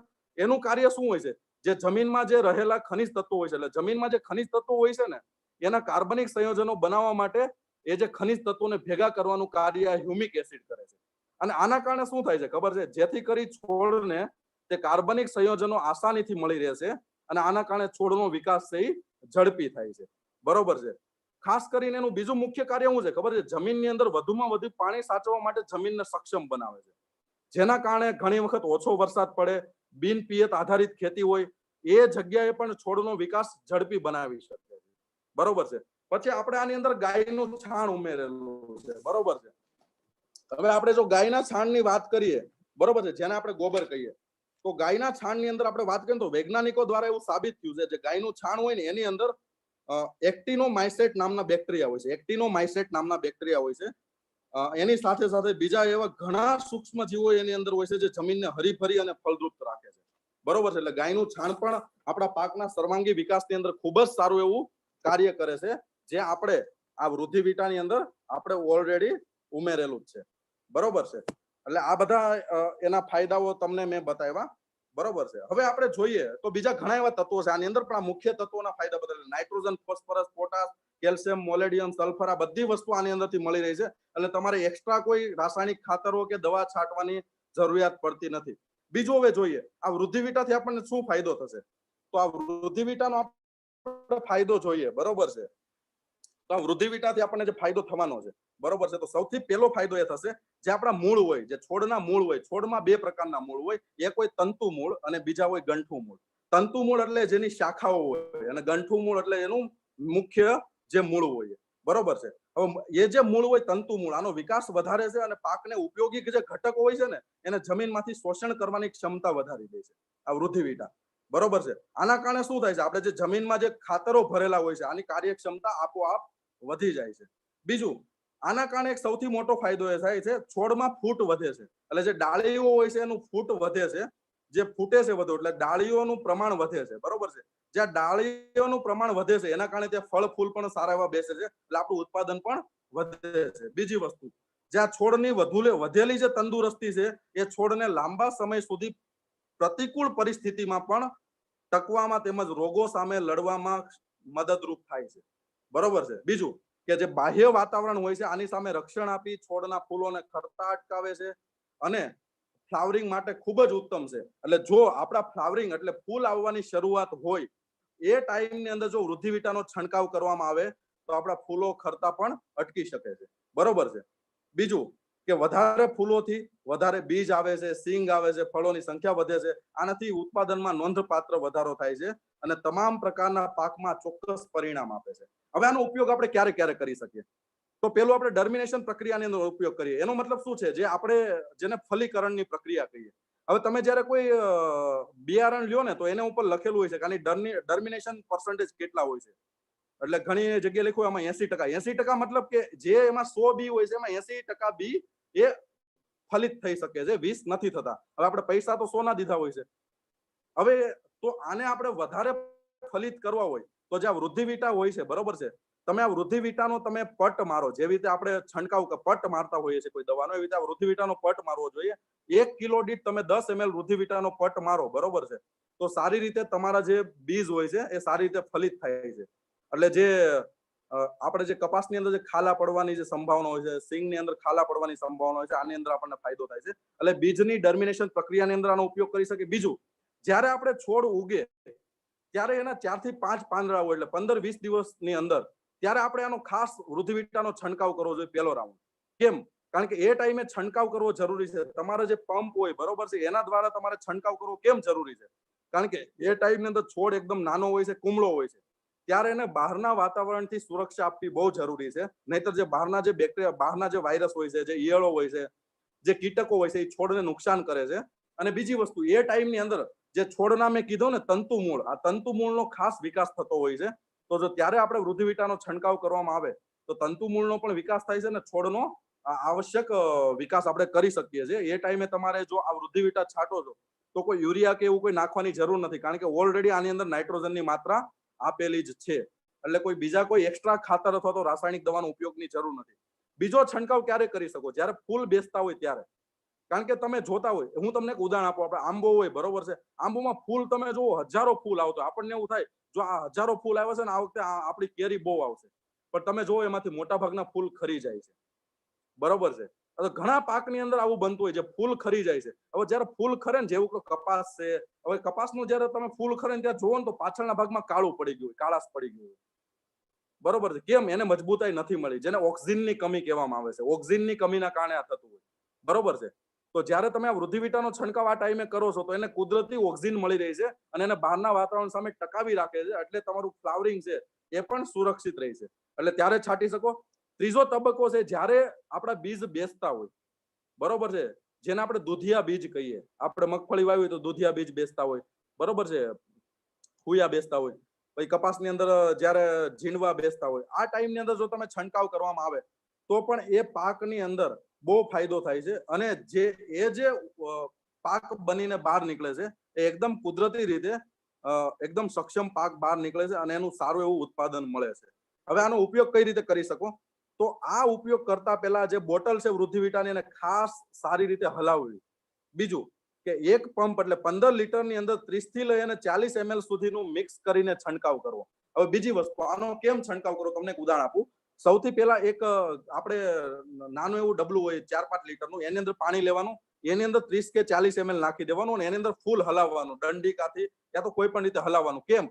કારણ કે જે વૃદ્ધિ વિટા છે એ વનસ્પતિના અર્કથી બનાવેલું છે, જે પાણીની અંદર આસાનીથી ભળી જાય એટલા માટે હલાવવું જરૂરી છે. અને પછી એનો પંપમાં નાખી અને ઉપયોગ તમે કરો તો તમને બહુ ફાયદો થશે, બરોબર છે. બીજને પટ ચડાવવામાં પણ તમે એનો ફાયદો કરી શકો છો. એટલે આ રહી આપણી વૃદ્ધિ વિટા, જેનાથી આપણું ઉત્પાદન પણ સારું એવું વધશે, બરોબર છે, અને પાકને પણ બહુ ફાયદો થશે. હવે બીજી આપણી જે પ્રોડક્ટ છે, બરોબર છે, આપણે વૃદ્ધિની વાત કરી, આ છોડની વાત કરી, પણ આપણે મૂળ સુધી જવાની જરૂર છે. ખરેખર આપણી આ જે ખેતી છે ને, જે રસાયણો બગાડી નાખી છે ને, તો હવે આપણે બીજી વાત કરીએ, જે પ્રોડક્ટનું નામ છે ભૂમિ વિટા. તો ચાલો હવે આપણે જાણીશું કે આ ભૂમિ વિટાથી આપણને શું ફાયદો થાય છે, બરોબર છે. તો આપણે ભૂમિ વિટા વિશે જાણીએ. તો ભૂમિ વિટાથી શું ફાયદો થાય છે, જે તમે સ્લાઇડની અંદર જોઈ શકો છો, ભૂમિ વિટા, બરોબર છે. નામ ઉપરથી તમને મિત્રો ખબર પડી જ ગઈ છે જે ભૂમિ વિટા શું છે. આ જે ભૂમિ વિટા છે ને, એ જમીન સંવર્ધક છે, વૃદ્ધિવર્ધક છે અને ઉત્પાદન વર્ધક છે. એટલે આ જમીનના સુધારણા માટે ખાસ કામ કરે છે ભૂમિ વિટા, બરોબર છે. અને ખાસ કરીને જમીનને પોષક તત્વો વાળી ફરીથી બનાવે છે અને પાકને અનુકૂળ જમીન બનાવવામાં મદદ કરે છે, કારણ કે આની અંદર પૂરતા પોષક તત્વો છે. હવે હું તમને થોડુંક એક સાયન્સની ભાષામાં એક સમજાવવાની કોશિશ કરીશ, બરોબર છે, કે આપણી જે જમીન હોય છે, બરોબર છે, તો જમીન છે ને, આપણી જમીન, એને આપણે થોડી સમજવાની જરૂરિયાત છે. આપણી જે જમીન છે એની 3 અવસ્થા છે. જમીનની 3 અવસ્થામાં પહેલી અવસ્થા છે ફિઝિકલ અવસ્થા, એટલે ભૌતિક અવસ્થા, બીજી છે કેમિકલ અવસ્થા, તો રાસાયણિક અવસ્થા, અને ત્રીજી છે બાયોલોજીકલ અવસ્થા, જેને આપણે જૈવિક ખેતી જૈવિક કહીએ છીએ, બરોબર. હવે આ ત્રણેય અવસ્થા કેવી છે ખબર છે? અત્યારના ટાઈમમાં ત્રણેય અવસ્થા પૂરી રીતે ખરાબ થઈ ગઈ છે. શેના કારણે? કારણ કે આપણે જે રાસાયણિક નો બહુ ઉપયોગ કર્યો, આના કારણે એક ડિસ્ટર્બ થઈ ગઈ છે, અને એના કારણે આપણે જોઈએ એવા પરિણામ મળતા નથી, અને આપણે જેટલો ખર્ચ કરીએ છીએ એ મુજબ આપણને ઉત્પાદન પણ નથી મળતું. તો આ માટીની જે સૌથી પહેલી અવસ્થા છે, ભૌતિક અવસ્થા, એ કેવી હોય છે આપણે જાણીએ. જ્યારે આપણે માટીને હાથમાં લઈએ ને ત્યારે તમારે જોવાનું, એ માટી છે ને, એ જ્યારે તમે હાથમાં લ્યો ને ત્યારે તમને ખબર પડશે કે આ એકદમ સખત થઈ ગઈ છે અત્યારની આપણી માટી, બરોબર છે. અને બીજી મહત્વપૂર્ણ વાત તમને જાણવા મળશે, એની અંદર હવાની અવર જવર નથી થતી. કેમ? ખાલી મૂળને છે ને ન્યુટ્રિયન્સ એટલે મૂળને ખાલી પોષક તત્વોની જ જરૂરિયાત નથી હોતી, પણ સાથે સાથે એને હવાની પણ જરૂરિયાત હોય છે. તો શોષણ પ્રક્રિયામાં પાણી જ નથી ખેંચાઈ શકતું, તો જે પોષક તત્વો છે એ ક્યાંથી ખેંચાશે? તમે વિચારો. તો આના કારણે જે મૂળ છે એ પોષક તત્વો ખેંચી નથી શકવાના. તો માટી જેટલી વધારે નરમ હશે ને એટલી વધુ હવા ફેલાશે, અને એના કારણે વધારે પરિણામ સારું મળશે, બરોબર. તો બીજી અવસ્થા છે ને કેમિકલ અવસ્થા છે, જેને આપણે કેમિકલ પ્રોપર્ટી કહીએ. આના માટે હું તમને એક નાનું ઉદાહરણ આપું છું. આપણે પિક્ચર જોયું છે, ફિલ્મ. હવે તમે ફિલ્મ જોવો ને તો એની સ્ટોરી શું હોય ખબર છે? એની સ્ટોરીની અંદર એક સામાન્ય છે, એક હીરો હોય, એક હિરોઈન હોય ને એક વિલન હોય. આ ત્રણ તો હોય જ છે. હંમેશા વિલન હોય ને હિરોઈનને કિડનેપ કરી લે અને ત્યાં પ્રોબ્લેમ ઉભો થઈ જાય, બરોબર. આ પ્રોબ્લેમ ઉભો થાય એટલે શું થાય?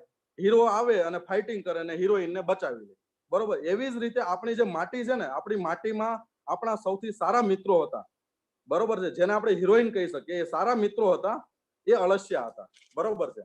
હવે અળસિયા શું કરતા હતા ખબર છે? એ આપણી માટીની કેમિકલ અવસ્થાને સુધારતા હતા. એની અંદર ઓર્ગેનિક કાર્બનની માત્રા વધારવાનું કામ કરતા હતા. તો આ ઓર્ગેનિક કાર્બનની માત્રા વધારે, બરોબર છે, થાય કેવી રીતે? તો આપણી જમીનમાં જે વધેલું રો મટીરિયલ હોય, જે કણ હોય, એને કાર્બનિક રૂપમાં પરિવર્તન કરવામાં આવે, અને જેટલા પણ પોષક તત્વો જેવા કે માઇક્રોન્યુટ્રિયન્સ હોય, એને શોષણ કરવાની પૂરી પ્રક્રિયા આખી હોય ને એ થતી હોય છે.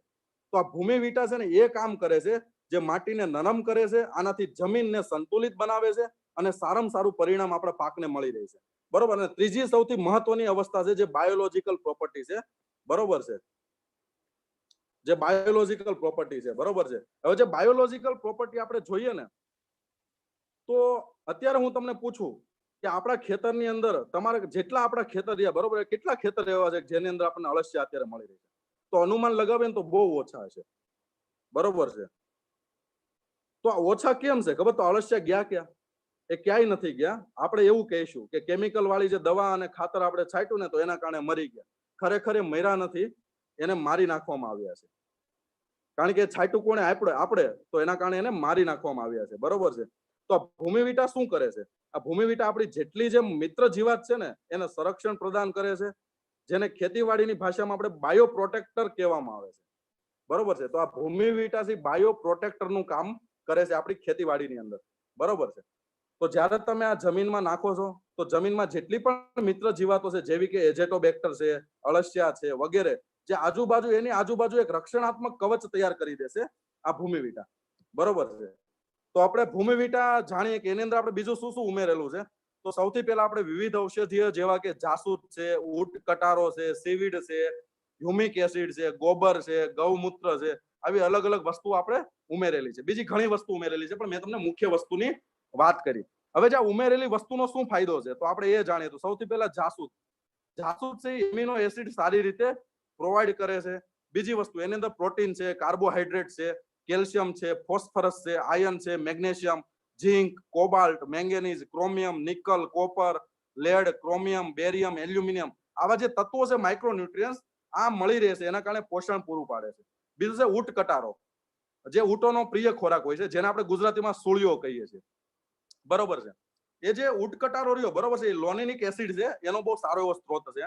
પછી જે ત્રીજી વસ્તુ રહી હ્યુમિક એસિડ, જે મેં તમને વૃદ્ધિ વિટાની અંદર સમજાવ્યું એ રીતે. હ્યુમિક એસિડ શું કરે છે? જમીનની અંદર જે ખનિજ તત્વો રહેલા છે એના કાર્બનિક સંયોજનો એ ભેગા કરે છે, એને બનાવે છે, અને જે આપણા છોડના મૂળ સુધી લઈ જવામાં એને મદદ કરે છે. અને સૌથી મોટી વસ્તુ, જે જમીનને નરમ બનાવે છે અને ભેજ સાચવવામાં મદદ કરે છે, જેના કારણે બિન પિયત વાળી જમીન હોય, જે જગ્યાએ વરસાદ ઓછો પડતો હોય અથવા વરસાદ ખેંચાતો હોય, એ જગ્યાએ પણ પાકને પૂરું સંરક્ષણ પૂરું પાડે છે, બરોબર છે.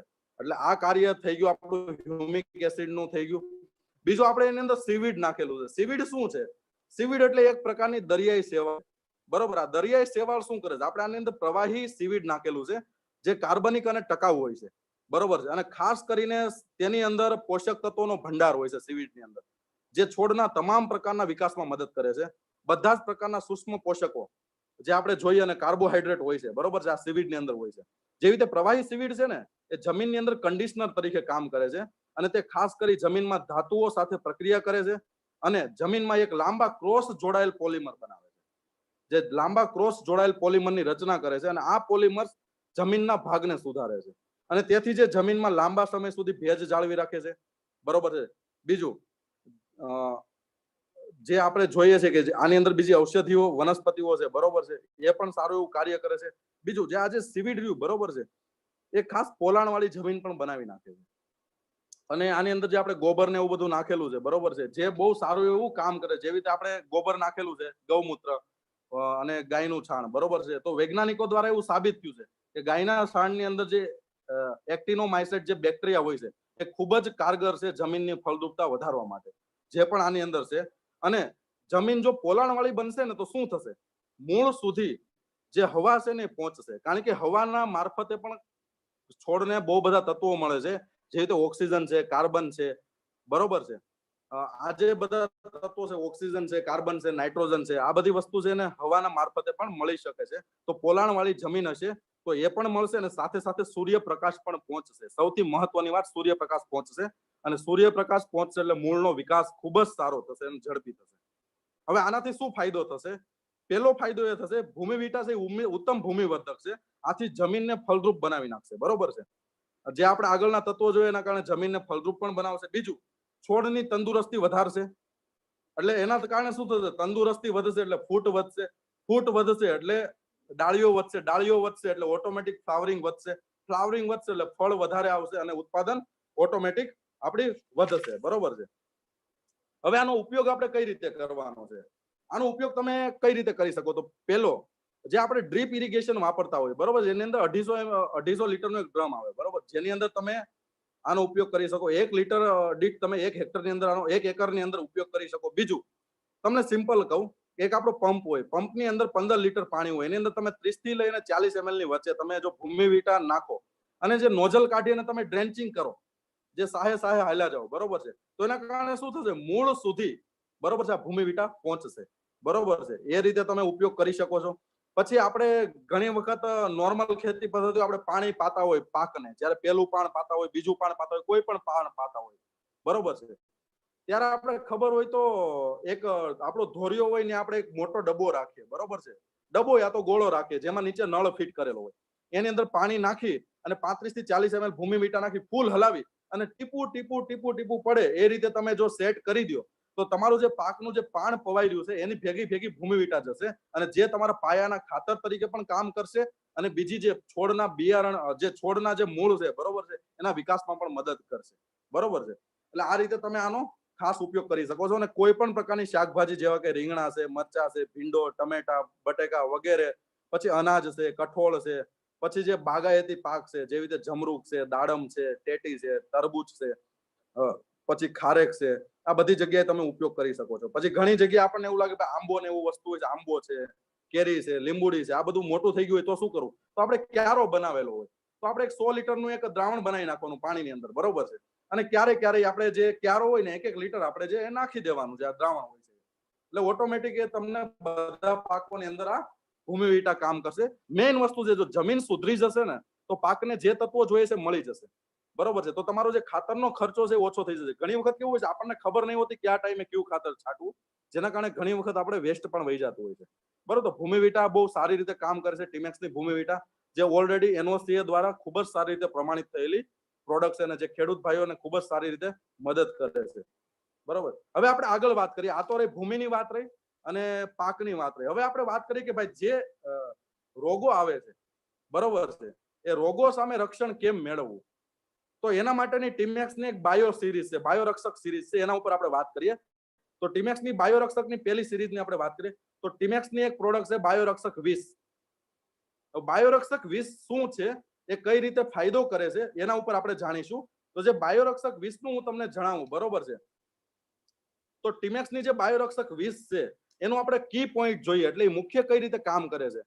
તો જે બાયોરક્ષક 20 છે ને અદ્ભુત ઔષધીય વનસ્પતિઓના તેલનું મિશ્રણ બનાવેલું છે, જે કથીરી છે, તેમજ સૂચિયા જીવાત છે, સફેદ માખી છે, લીલી પોપટી છે, મોલોમચ્છી છે, મિલીબાગ છે, આ બધી જે સૂક્ષ્મ જીવાતો છે એનું ખૂબ જ સારી રીતે નિયંત્રણ કરે છે. બરોબર છે. સાથે સાથે આની અંદર ગ્રોથ રેગ્યુલેટર પણ નાખેલું છે, એટલે વૃદ્ધિની અંદર પણ કામ કરશે. એટલે એક કાંકરે બે પક્ષીઓ મરશે. આપણે જે ગુજરાતીમાં કહેવત છે ને, એક કાંકરે બે પક્ષી, તો એવું આ કાર્ય કરશે આપણી બાયોરક્ષક 20. એટલે સાથે સાથે તમારે કોઈ પણ પ્રકારની વિકાસની અથવા તો વૃદ્ધિની કોઈ દવા નાખવાની જરૂર છે નહીં. બરોબર છે. હવે આની અંદર એવું તો આની અંદર આપણે શું નાખેલું છે કે આટલો બધો ફાયદો કરે છે, તો આપણે જોઈએ કે આની અંદર શું શું ઉમેરેલું છે. તો પહેલી વસ્તુ આપણે આની અંદર તુલસી નાખેલી છે, ધતુરો છે, ગળો છે, ગૌમૂત્ર છે, અને આના બેઝ તરીકે, આનો જે બેઝ હોય એટલે પાયા તરીકે આપણે લીમડાનું અને કરંજનું તેલ નાખેલું છે. હવે જોઈએ તો તુલસી છે એ એન્ટીબેક્ટેરિયલ છે, એન્ટીવાયરલ છે. બરોબર છે. આના લીધે શું થશે, એના ગુણને લીધે બેક્ટેરિયા અને વાયરસ સામે રક્ષણ આપશે પાકને. બીજું એન્ટીફંગલ હોવાથી ફૂગજન્ય રોગો સામે પણ રક્ષણ આપશે. એન્ટીસેપ્ટિક હોવાથી છોડનું રક્ષણ કરશે. પછી ધતુરો છે એ એવી રીતે ધતુરાની અંદર ધતુરામ એટલે તેની જંતુનાશક અને હર્બિસિડલ અને એન્ટીફંગલ અને antibacterial, anti cancer, anti inflammatory અને એન્ટી રૂમેટિક પ્રવૃત્તિ માટે જાણીતું છે આયુર્વેદિકની અંદર. બરોબર છે. જે રોગ પ્રતિકારક શક્તિ વધારે છે, ઇમ્યુન સિસ્ટમને પાવરફુલ બનાવી દેશે. આપણે કેમ અત્યારે કોરોના આવ્યો તો આપણી ઇમ્યુન સિસ્ટમ પાવરફુલ બનાવવાની કીધી, કેમ? કારણ કે બહારના વાયરસ સામે આપણી જો બોડીની જે આર્મી પાવરફુલ હશે તો બહારનો વાયરસ આપણા બોડીમાં નહીં આવે. તો છોડની પણ જો ઇમ્યુન સિસ્ટમ પાવરફુલ હશે ને તો જે નાની નાની જે જીવાતો છે ને ઓટોમેટિક છોડની આજુબાજુ નહીં ફરકે. તો જે આ જે કામ શું કરે છે, છોડની રોગ પ્રતિકારક શક્તિ વધારી દે છે, અને આના કારણે જે ચેપી રોગો હોય છે ને એની સામે રક્ષણ આપે છે. બીજું ગળો, જે ગળો તમે જોયો જ હશે, જે લીમડાની અંદર વીંટાયેલો હોય છે, જે જંગલની અંદર પણ મળી આવે છે, જે ઇમ્યુનિટી સ્ટ્રોંગ કરવામાં કામ કરે છે અને જીવાતો સામે રક્ષણ આપવામાં પણ આ ગળો છે એ કામ કરે છે. બરોબર છે. પછી લીમડાનું તેલ નાખેલું છે, તો લીમડાનું તેલ છે જંતુનાશક તો છે જ, આપણને ખબર જ છે. અને લીમડાના તેલની અંદર એઝા હિરાક્ટિન હોય છે, જે એઝા હિરાક્ટિન હોય છે. બરોબર છે. જે જીવજંતુઓ અને ફૂગ અને વાયરસ સહિતના જીવાતોની 600 જેટલી પ્રજાતિઓ હોય છે ને, 600 જેટલી પ્રજાતિઓ ઉપર નિયંત્રણ કરે છે. બરોબર. આટલું બધું પાવરફુલ હોય છે. અને લાભકારી જીવાત જેવી કે શિકારી જીવાત હોય છે, લાભકારી જીવાત મધમાખી છે, પરાગરજ છે, આવા બધા માટે આ સંપૂર્ણ પ્રમાણે સલામત છે. એટલે જે આપણી મિત્ર જીવાતોને બચાવશે, આપણા દુશ્મનોને મારવાનું કામ આ કામ કરશે. બરોબર. અને સાથે સાથે જે આ લીમડાના તેલની અંદર અજાદિરાટિન એક પ્રખ્યાત પ્રાકૃતિક એન્ટીફિડન્ટ ગ્રોથ રેગ્યુલેટર તરીકે કામ કરશે. મેં કીધું ને ગ્રોથ રેગ્યુલેટર, તો આની અંદર ઓલરેડી ગુણ છે જે ગ્રોથ રેગ્યુલેટરનું કામ કરશે. પછી કરંજનું તેલ છે. કરંજનું તેલ છે એનું આના કરંજનું તેલ રહ્યું ને એના જંતુનાશક ગુણધર્મો છે ને કુદરતી જે કૃષિ ઉપયોગ છે ને એના માટે કુદરતી રીતે ઉપયોગમાં લેવાય છે. બરોબર છે. બીજું જંતુનાશક જે જીવડાઓ છે. બરોબર છે. એટલે જંતુનાશક જીવડાઓ જંતુ જે હોય છે ને એ જીવડાઓનો નાશ કરે છે, એટલે જંતુનાશક જીવડાઓ તરીકે કામ કરશે. અને આ લીમડાના તેલની માફક જ અસર કરશે, પરંતુ જે કરંજનું તેલ છે ને એની સુગંધ લીમડાથી એકદમ અલગ છે. જેવી કે નાની જીવાતો સામે રક્ષણ આપશે, એન્ટીસેપ્ટિક પણ છે, એન્ટીફંગલ પણ છે, એન્ટીવાયરલ પણ છે. અને કરંજના તેલની અંદર કરંજીને મુખ્ય કરંજ તેલનું સક્રિય ઘટક છે જે બહુ કાર્યરત હોય છે. બરોબર. હવે આનાથી શું ફાયદો થશે તો મેં પહેલા જ બતાવ્યું છે. આ બાયોરક્ષક 20 થી તમને ફાયદો થશે. મોલોમચ્છી છે, થ્રિપ્સ માઇટસ છે, જે લાલ પીળી કથીરી હોય છે, લિફમાઇનોર હોય છે, આ વગેરે જેવી જીવાતોની અંદર ખૂબ કામ કરશે. જે સૂચિયા પ્રકારની જીવાતો કહેવામાં આવે છે એની સામે રક્ષણ આપશે, અસરકારક પરિણામ આપશે. બીજું સફેદ માખી છે, લીલી પોપટી છે, આના નિયંત્રણ માટે પણ આ બનાવેલ છે અને એકદમ કુદરતી છે. બરોબર. સાથે સાથે મોલોમચ્છી છે તેમજ અન્ય સૂચિયા પ્રકારની જીવાતો છે, આની અંદર પણ આ ફાયદો કરાવશે. અને આ સ્પેશિયલ મિલીબાગના નિયંત્રણ માટે આપણે બનાવેલ છે, જે કપાસની અંદર ખાસ જોવા મળે છે. અને આ આખા છોડની અંદર પ્રસરી જાય છે અને મિલીબાગને સૂકવીને એનો નાશ કરી દે છે. બરોબર છે. બીજું જે હવામાનમાં જે ફેરફાર જણાતાની સાથે જો આનો છંટકાવ કરવામાં આવે બાયોરક્ષક 20 નો તો રક્ષણાત્મક પરિણામ આપે છે. એટલે ખેડૂત ભાઈઓને ખબર જ હોય, જ્યારે ખેતરની અંદર જતા હોય ત્યારે કોઈ રોગ આવવાની શરૂઆત હોય ને ત્યારે જો આનો ઉપયોગ કરવામાં આવે તો એનું ખૂબ અસરકારક પરિણામ આપે છે. આપણે ગુજરાતીમાં કહેવત છે ને, પાણી પેલા પાળ બાંધવી, તો આ એવી રીતે આ કામ કરે છે. અને જો સાંજના સમયે છાંટવામાં આવે તો વધારે કામ કરે છે. બરોબર છે. એટલે તમે તમારા અનુભવનો ઉપયોગ કરી અને આ વસ્તુ કરી શકો છો. બીજું આની ઉપયોગની રીત શું છે તો આની અંદર લીમડાનું અને કરંજના તેલનો અર્ક છે. એટલે આને ખાસ એક 5 લીટર કે 6 લીટરના પાણીના ડબ્બાની અંદર પહેલા પાણી ભરવાનું. એની અંદર તમારે 30 થી લઈ અને 35 ml જેટલું તમારે આ બાયો 20 જે 30 થી લઈ અને 40 ની રેન્જ હોય એની વચ્ચે તમારે નાખવાનું હોય છે. અને એને ફૂલ મિશ્રણ કરવું પડશે બહારથી જ, નહીતર કેવું બનશે, તમે ડાયરેક્ટ પંપમાં નાખશો ને તો પંપની સાઈડમાં ચોટી જશે. કેમ? કારણ કે તેલનો અર્ક છે. એટલે આને પહેલા બહારથી જ સરખું મિશ્રણ કરી પછી પંપની અંદર ઉમેરી અને પછી તમે છંટકાવ કરો. બરોબર છે? તો આ ખૂબ જ સારું એવું પરિણામ આપશે અને કોઈ પણ પ્રકારના રોગ અને કોઈ પણ પ્રકારના પાકની અંદર આ સારું એવું પરિણામ આપશે. બરોબર છે? એટલે બાયોરક્ષક 20 આપણો આ રીતે ફાયદો કરાવશે. હવે આપણે આગળ જોઈએ, જે બાયોરક્ષક 20 જોયું, હવે એના કરતા આગળની એક બાયોરક્ષક 40 કરીને સિરીઝ છે. તો હવે આપણે વાત કરીશું બાયોરક્ષક 40.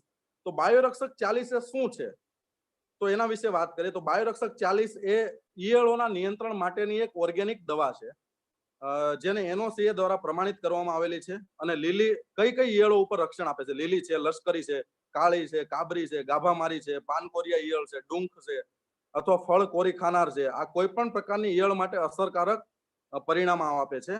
બરોબર? અને આ જે બાયો 40 રહ્યું ને, એનો સૌથી મોટો ફાયદો શું ખબર? આપણે જે બાયો 40 લઈને એ જે ફોર્મ્યુલા આપણે બનાવીને એ આકર્ષણની ફોર્મ્યુલા બનાવેલી છે. એટલે શું થશે ખબર છે? કોઈ પણ ઈયળ જે આપણે બાયોરક્ષક 40 છાંટીશું ને, એટલે કોઈ પણ ઈયળ છે ને એ આ બાયોરક્ષક 40 ની નજીક આવશે. બરોબર છે? એના જે સુગંધના કારણે નજીક આવશે અને એ ખાશે એટલે બેભાન થઈ અને ઓટોમેટિક એની અવસ્થામાં મૃત અવસ્થામાં વહી જશે. હવે આવું તો આની અંદર શું ઉમેરેલું છે આકર્ષણનું અને વૃદ્ધ જે ઈયળ નિયંત્રણનું? તો વાત કરીએ તો આની અંદર આપણે ઉમેરેલું છે એની અંદર આંકડો છે, વિછુડો છે, કેટકી છે એટલે ગેગડા, કીડામારી વગેરે ઔષધિઓનું મિશ્રણ આપણે ઉમેરેલું છે. એટલે ટોટલી આયુર્વેદિક પદ્ધતિથી આ બનાવેલી છે. બરોબર છે? હવે આનું આપણે જોઈએ તો આંકડો શું કામ કરે છે? આનો રસ એકદમ ઝેરી હોય છે. બરોબર છે? જે જંતુના વસ્તી નિયંત્રણ માટે ખૂબ કામ કરે છે. એટલે જે જંતુઓ હોય છે ઈયળો, એના વસ્તી નિયંત્રણ માટે ખૂબ કામ કરશે. અને આની અંદર રહેલા ફાઇટોકેમિકલ હોય છે ને, આંકડાની અંદર રહેલું ફાઇટોકેમિકલ એ રોગો સામે ફૂલ રક્ષણ આપે છે. બરોબર છે? બીજી વસ્તુ વિછુડો. બરોબર? વિછુડો નામની વનસ્પતિ. હવે એ એન્ટીબેક્ટેરિયલ છે, એન્ટીબાયોટિક છે, એન્ટીસેપ્ટિક પણ છે, એન્ટીપાયરેટિક પણ છે, એન્ટી ફર્ટિલિટી પણ છે. આ એના ગુણધર્મો છે ને એ ઈયળો સામે ફૂલ રક્ષણ આપવાનું કાર્ય કરે છે. પછી આની અંદર કેટકી અને ગેગડા નાખેલા છે. જે મેં કીધું ને આકર્ષણની ફોર્મ્યુલા, તો એકદમ એ સુગંધિત ફૂલ હોય છે જે આપણે અત્તર બનાવવામાં ઉપયોગ થાય છે, જે આની આકર્ષણની ફોર્મ્યુલાની અંદર ઉમેરેલું છે. બરોબર છે? પછી કીડામારી ઉમેરેલી છે, જે કીડામારીની ઉગ્ર અને તીવ્ર ગંધ હોય છે અને કોઈ પણ પ્રકારની ઈયળો હોય છે ને એની નજીકમાં આવી અને એકદમ બેભાન જ થઈ જાય છે. એટલે એની તીવ્ર ગંધ હોય છે. બરોબર છે? આના પત્તામાંથી જે કહેવાય ને કે સેલેલ આલ્કોહોલ મળે છે, પછી એરિસ્ટોલિટિક એસિડ મળે છે. બરોબર છે? પોટેશિયમ ક્લોરાઇડ મળે છે અને નાઇટ્રેસ મળે છે.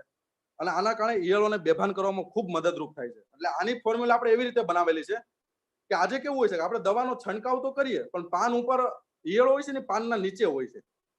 હવે આપણે છંટકાવ તો ઉપર કરતા હોય છે તો ઘણી વખત કેવું થાય એનું અસરકારક પરિણામ ના મળતું હોય. તો આનું આપણે ફોર્મ્યુલા આકર્ષણને એટલા માટે જ બનાવ્યું કે જે જગ્યાએ જે આ છંટકાવ પડશે, બરોબર, દવા પડશે ત્યાં ઓટોમેટિક ઈયળો આકર્ષાઈને આવી જશે ઉપર, એટલે ઓટોમેટિક એ બેભાન થઈ જશે. બરોબર? જેવી રીતે કેમ આપણે ઉંદર મારવાની દવા હોય તો આપણે એક જગ્યાએ મૂકી હોય તો ઉંદર ઓટોમેટિક દવા પાસે આવી ખાય અને બહાર જઈને મૃત પામે છે. તો એ જ ફોર્મ્યુલા આની અંદર આપણે બનાવેલી છે, પણ આયુર્વેદિક રીતે બનાવેલી છે. એટલે કોઈ પણ પ્રકારના ખેડૂતોને અથવા તો મિત્ર જીવાતને કોઈ નુકસાન નહીં થાય. આનાથી ફાયદો શું થશે? કોઈ પણ પ્રકારનું ઈયળનું નિયંત્રણ થશે. બરોબર છે? આની અંદર જે આકર્ષણની પ્રલોભિકા છે એ છંટકાવ કર્યા પછી ઈયળને આપોઆપ બાયો 40 તરફ એને લઈ આવશે. બરોબર છે? અને કોઈ પણ પ્રકારના આપણા જે છોડ છે એને રક્ષણ એક પૂરું પાડશે. બરોબર? અને ઉપયોગની રીત કઈ રીતની છે?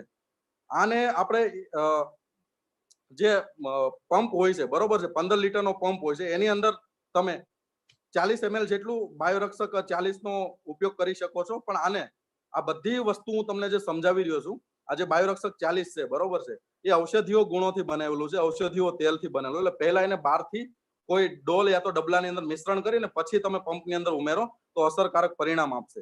બરોબર છે? અને ખાસ કરી જો તમારે અસરકારક પરિણામ જોતું હોય ને બાયો 40 નું, તો ખાસ કરી જ્યારે ઈયળ આવવાની શરૂઆત હોય ને એ શરૂઆતના દિવસમાં જો તમે છંટકાવ કરી દો ને તો ઈયળના જે ઈંડા હોય ને એની પ્રક્રિયા આગળ વધતી બંધ થઈ જશે. હવે આપણે કેવું હોય છે ખબર છે કે ઈયળો ફૂલ આવી જાય પછી છંટકાવ કરવા જાય ને તો એટલું બધું કંટ્રોલિંગ નથી થતું હોતું. તો જ્યારે શરૂઆત હોય છે, કારણ કે આપણા ખેડૂત મિત્રોને ખબર જ હોય છે, વડીલોને, કે ખેતર રોજ જતા જ હોય છે, એટલે જ્યારે એ જોતા હોય તો એને ખબર હોય છે કે ચલો ઈયળ આવવાની શરૂઆત થઈ છે, તો ત્યારે આનો છંટકાવ કરવામાં આવે તો બહુ ફાયદો થાય છે, બરોબર.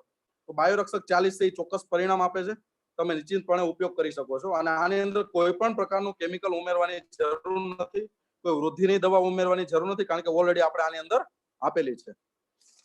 હવે આગળ આપણે વાત કરીએ આપણી બીજી પ્રોડક્ટ બાયો સિરીઝની, બાયોરક્ષક 60, બરોબર. તો હવે આપણે બાયોરક્ષક 60 ની વાત કરીએ તો બાયોરક્ષક 60 નું શું કામ છે, તો એનું કી પોઈન્ટ આપણે જોઈએ તો બાયોરક્ષક 60 છે ફૂગજન્ય રોગો છે, પછી વિષાણુજન્ય રોગો છે, ચેપી રોગો છે, પછી આપણે કહેવાય ને કે સુકારો છે, મૂળનો સડો છે, થડનો કહેવારો છે, ભૂકી છારો છે, છાસિયો છે, પાનના ટપકા છે, ગેસ બ્લાઇટ છે, આ વગેરે પ્રકારના રોગોની અંદર આ ખૂબ કામ આપે છે. અને ફૂગજન્ય રોગો ઉપર તો આ ફૂલ કામ આપે છે, બરોબર છે. કેમ? કારણ કે આની અંદર શું શું ઉમેરેલું છે, તો હજારી ગોટાના ફૂલ છે, સાટોડી અને પુનર્વા છે, ગુગળ છે, અજમો છે, બાવળના બીજ છે, આવા અલગ અલગ પ્રકારની વનસ્પતિઓનો અર્ક આપણે ઉમેરેલો છે. તો આપણે જોઈએ આનાથી શું ફાયદો થાય છે, તો હજારી ગોટાના ફૂલ છે એન્ટીઓક્સિડન્ટ અને એન્ટીબાયોટિક પ્રોપર્ટી હોય છે, જે બહુ ફાયદો કરે છે. સાટોડી અને પુનર્વા હોય છે કોઈ પણ પ્રકારનો ચેપ લાગતો રોકે છે, બરોબર છે. પછી ગુગળ છે તો એ ગાંઠ છે, અલ્સર છે, ચાંદા છે, કૃમિ છે, આના માટે ખૂબ ફાયદાકારક છે, એન્ટી ઇન્ફ્લામેટરી પણ છે આની અંદર, એન્ટી ઇન્ફ્લામેટરી. પછી અજમો છે તો અજમાની અંદર નેચરલ એન્ટીબેક્ટેરિયલ છે, એન્ટી ફંગલ ગુણ હોય છે, અને આ બંને ગુણ તેના બે સક્રિય સંયોજનો જેને આપણે અજમાની અંદર મળે છે, થાઇમોલ અને કાર્વાકોલ, આને આભારી હોય છે, જે બેક્ટેરિયા અને ફૂગના વિકાસને અટકાવે છે. પછી બાવળના બીજ હોય છે, એ છાલનો વિકાર રોકે છે, એન્ટી ડાયરિયલ હોય છે, અને ચેપ લાગતો અટકાવે છે કોઈ પણ પાકની અંદર, હાનિકારક બેક્ટેરિયાના વિકાસને અટકાવે છે, બરોબર. આનાથી શું ફાયદો થશે, તો ફૂગજન્ય રોગો હોય એની અંદર ઔષધિઓના પ્રમાણસર અખત્યા બનાવેલું ફૂગનાશક છે, જે પાકોમાં આવતા જમીનજન્ય રોગો જેવા કે સુકારો, મૂળનો સડો, થડનો કહેવારો, ભૂકી છારો, છાસિયો, પાનના ટપકા, ગેસ બ્લાઇટ વગેરેમાં ચોક્કસ પરિણામ આપે છે. જેવી રીતે વિષાણુજન્ય રોગ માટે પણ આ કામ આપે છે. જે ખેતરમાં અગાઉના વર્ષે જે વાયરસ આવ્યો હોય ને, એ ખેતરમાં બાયો 60 નો જો રક્ષણાત્મક છંટકાવ કરવો જરૂરી છે. કેમ? કારણ કે 15 દિવસે જો આગોતરો છંટકાવ જો આનો કરી દેવામાં આવે, બરોબર છે, તો આ રોગોના લક્ષણ દેખાતાની સાથે જ જો આને 50 ml પંપની અંદર મિક્સ કરી દેવામાં આવે અને છંટકાવ કરવામાં આવે તો વાયરસ હોય છે ને એ ફેલાતો અટકે છે, અને સૂચ્યા પ્રકારના જીવાતોનું પણ આ નિયંત્રણ કરે છે, બરોબર છે. જે આપણે જોઈએ તો મરચી છે, રીંગણા છે, બરોબર, આવો જે લઘુપર્ણીનો રોગ છે, મરચી રીંગણાનો જે લઘુપર્ણીનો રોગ હોય, તમાકુની અંદર જે લિફ્નોજેઇક વાયરસ હોય છે, કાકડીની અંદર કાકડી મોર્ઝેઇક વાયરસ હોય છે, પપૈયાની અંદર જે પાનનો કોકડવા હોય છે, ભીંડાની અંદર જે પીળી નસનો વાયરસ હોય છે, તલ, ટમેટા, કેળા વગેરેમાં જે વાયરસ હોય છે એની અંદર ખૂબ અસરકારક પરિણામ આપે છે. અને ખાસ કરીને જે મગફળીની અંદર જે ફૂગ આવે છે, બરોબર છે, ફૂગી, એની અંદર પણ આ ખૂબ જ અસરકારક પરિણામ આપે છે. આની આપણે ઉપયોગની વાત કરીએ તો 50 ml, જે 15 લીટર પાણીની અંદર 50 ml આનું મિશ્રણ કરી, બહારથી મિશ્રણ કરી આને ઉપયોગ કરવાનો હોય છે, બરોબર છે. અમુક છોડ ઉપર જે વાયરસ હોય છે જેને બાવાનો રોગ દેખાતો હોય તો પણ સંપૂર્ણ પાંખમાં છંટકાવ કરવો, કારણ કે અમુક છોડની અંદર વાયરસ આવે ને તો એ ઓટોમેટિક ફેલાય છે. ઘણી વખત એવું હોય છે આપણા ખેતરની અંદર વાયરસ ન હોય પણ બાજુના ખેતરની અંદર જો વાયરસ હોય ને તો આપણા ખેતરની અંદર આવવાની પણ સંભાવના હોય છે. તો પહેલેથી જ આપણા ખેતરની અંદર આનો છંટકાવ કરી અને રક્ષણ આપવું બહુ જરૂરી છે, બરોબર છે. અને જે આપણે કહીએ ને કહેવારો છે અને સડો હોય છે, આના માટે આપણે જે પંપની નોઝલ હોય ને કાઢી અને છોડના મૂળ પાસેનું ડ્રેન્ચિંગ કરવાથી ખૂબ ફાયદો થાય છે, બરોબર છે. તો બાયોરક્ષક 60 નો તમે આ રીતે ઉપયોગ કરી શકો છો અને ખૂબ સારું એવું પરિણામ ફૂગની અંદર મેળવી શકો છો, અને કોઈ પણ પ્રકારના પાકની અંદર તમે ચોક્કસ પરિણામ મેળવી શકો છો, બરોબર. હવે આપણે વાત કરીએ છીએ સૌથી મોટું જે અત્યારે માથાનો દુખાવો બનેલો છે, મુંડા, તો આપણે બાયોરક્ષક 80 ની વાત કરીએ. જે ટીમેક્સે એક એવું ઓર્ગેનિક પ્રોડક્ટ બનાવેલી છે જેને આપણે કહીએ છીએ બાયોરક્ષક 80, બરોબર, બાયોરક્ષક 80. તો હવે બાયોરક્ષક 80 વિશે આપણે વાત કરીએ તો બાયોરક્ષક 80 શું છે, તો આનું તમને વાત કરું તો ઉધઈ છે, સફેદ ધેણ એટલે મુંડા છે, અને અન્ય જમીનજન્ય જે કીટકો છે ને આના રક્ષણ માટે વનસ્પતિજન્ય હોવાથી પાક માટે પોષકનું કામ પણ કરે છે. એટલે જે બાયોરક્ષક 80 છે ને એ ઉધઈ, સફેદ ધેણ એટલે મુંડા અને અન્ય જમીનજન્ય કીટકો સામે તો રક્ષણ આપે જ છે, પણ આજે બાયોરક્ષક 80 છે ને વનસ્પતિજન્ય હોવાથી પાકની અંદર પોષણનું પણ કામ કરે છે. એટલે એક કાંકરે બે પક્ષી, મુંડાનું કામ પણ થઈ ગયું, ઉધઈનું કામ પણ થઈ ગયું, અને સાથે સાથે વિકાસનું પણ કામ થઈ ગયું. અને જે સેન્દ્રિય જે ખાતર આપણે ઉમેરેલું હોય છે ને એ જમીનની ફળદ્રુપતાની અંદર પણ આ બાયોરક્ષક 80 નાખવાથી ખૂબ વધારો કરે છે, બરોબર. આની અંદર શું શું ઉમેરેલું છે તો આપણે જોઈએ બાયોરક્ષક 80 ની અંદર તો દેવદાર ઓઇલ છે, બરોબર છે, દેવદાર ઓઇલ છે, પછી એરંડા ઓઇલ છે, પછી નારંગી બર્ક એક્સ્ટ્રેક્ટ છે એટલે ઓરેન્જ પીલ છે, પછી અરડુસી લીફ એક્સ્ટ્રેક્ટ છે, પછી આકડાનું લીફ એક્સ્ટ્રેક્ટ છે, કરંજનું તેલ છે અને લીમડાનું તેલ છે. અલગ અલગ વનસ્પતિઓના અર્ક ઉમેરેલા છે. તો આપણે જોઈએ તો સૌથી પહેલા દેવદારનું તેલ છે, જેને આપણે સેડરવુડ ઓઇલ કહીએ છીએ. તો આ શું કામ કરે છે? આ એન્ટિસેપ્ટિક છે, એન્ટી ઇન્ફ્લામેટરી છે, એન્ટી સ્ટમેટિક છે, બરોબર, એન્ટી ફંગલ છે, જે જંતુનાશક હોય છે અને મૂળના ચેપને રોકે છે. આ જે મુખ્ય કાર્ય છે, મૂળના ચેપને રોકે છે. પછી એરંડાનું તેલ છે, જેને આપણે કેસ્ટર ઓઇલ કહીએ છીએ, જે રૂટ કેનાલ ઇન્ફેક્શનને અટકાવે છે, બરોબર છે, અને એન્ટી ફંગલ હોય છે. જે જીવાત અને જે છોડના તંતુ મૂળ જે ખાય છે ને, જે જીવાતો, જે છોડના તંતુ મૂળ હોય, જે નાના નાના મૂળ હોય અને જે બીજને ખાય છે ને, જે જીવાતો, એની સામે રક્ષણ આપે છે, બરોબર છે. પછી નારંગી બર્ક એક્સ્ટ્રેક્ટ એટલે ઓરેન્જ પીલ, આ શું કરે છે? આની છાલમાં છે ને ફ્લેવોનોઇડ્સ કોન્ટેન હોય છે, જે સ્વાસ્થ્ય વધારે છે છોડને.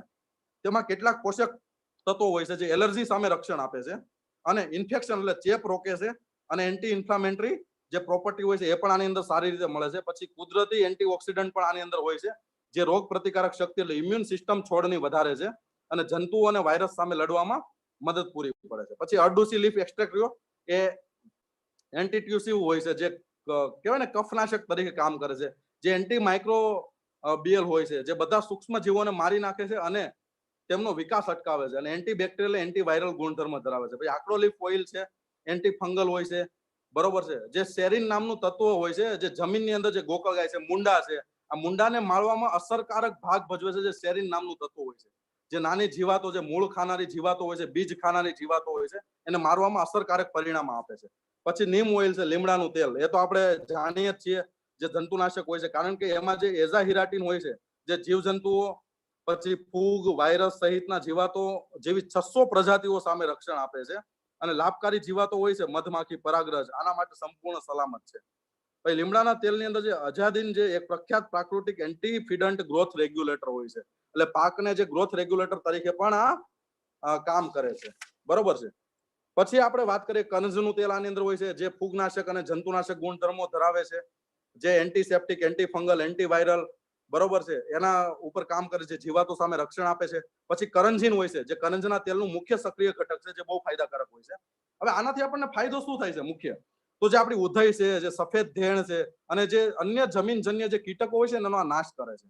જે જમીનમાં ઉધઈ કે સફેદ ધેણી આવતા હોય, એટલે મુંડા આવતા હોય, જે જમીનમાં વાવણી વખતે જો બિયારણને પટ આપવામાં આવે અને વાવણી કરવામાં આવે પટ આપીને, તો એનો નોંધપાત્ર ફાયદો થાય છે. હવે આપણને થાય પટ કઈ રીતે આપવો, બરોબર છે. તો આ પટ આપણે આપવો હોય ને, તો આપણે 1 કિલોગ્રામ બીજ દીઠ 10 થી લઈ અને 15 ml ની વચ્ચે, બરોબર છે, આ બાયોરક્ષક 80 નો ઉપયોગ કરીને તમે પટની અંદર ઉપયોગ કરી શકો છો. બીજું, મગફળી જેવા પાકમાં ઉધઈ કે મુંડા આવતા હોય, બરોબર છે, એ પણ શરૂઆતમાં જે મગફળીના બારીક મૂળ હોય ને એને ખાતા હોય છે. ત્યારબાદ મુખ્ય મૂળને નુકસાન કરે છે. આથી પાકને ગમે તે સ્ટેજ ઉપર બાયો 80, બરોબર છે, જો તમે એનું છંટકાવ, એનું જે ડ્રેન્ચિંગ જો કરો ને, ઘણી વખત કેવું હોય છે, ચલો આપણે કોઈ ટાઈમે પાક મોટો થઈ ગયો પછી મુંડા કેવું આવી જાય તો શું કરવું? તો કઈ નહીં કરવાનું, જે પંપ હોય ને એની નોઝલ કાઢી નાખવાની અને જે આપણે સાહ હોય ને આપણી નોઝલ લઈને હાલી જવાનું, એટલે જે ડ્રેન્ચિંગ પદ્ધતિ આપણે કહીએ છીએ એ મુજબ તમે આનો ઉપયોગ કરી શકો છો અને જેના કારણે આપણા મૂળ અને જે આપણો છોડ છે એને સારી રીતે રક્ષણ આપે છે, બરોબર છે. અને ડ્રીપની અંદર પણ તમે આપી શકો છો, બરોબર છે. અને 20-22 દિવસે તમે જો આને રિપીટેશન કરો છો તો તમારો પાક સંપૂર્ણ સલામત રહેશે અને પાકને કોઈ નુકસાન નથી થતું. ખાતર પણ આની અંદરની વસ્તુઓ મળી રહી છે, કારણ કે લીમડો છે, કરંજનું તેલ છે, આ બધું બહુ કામ કરશે.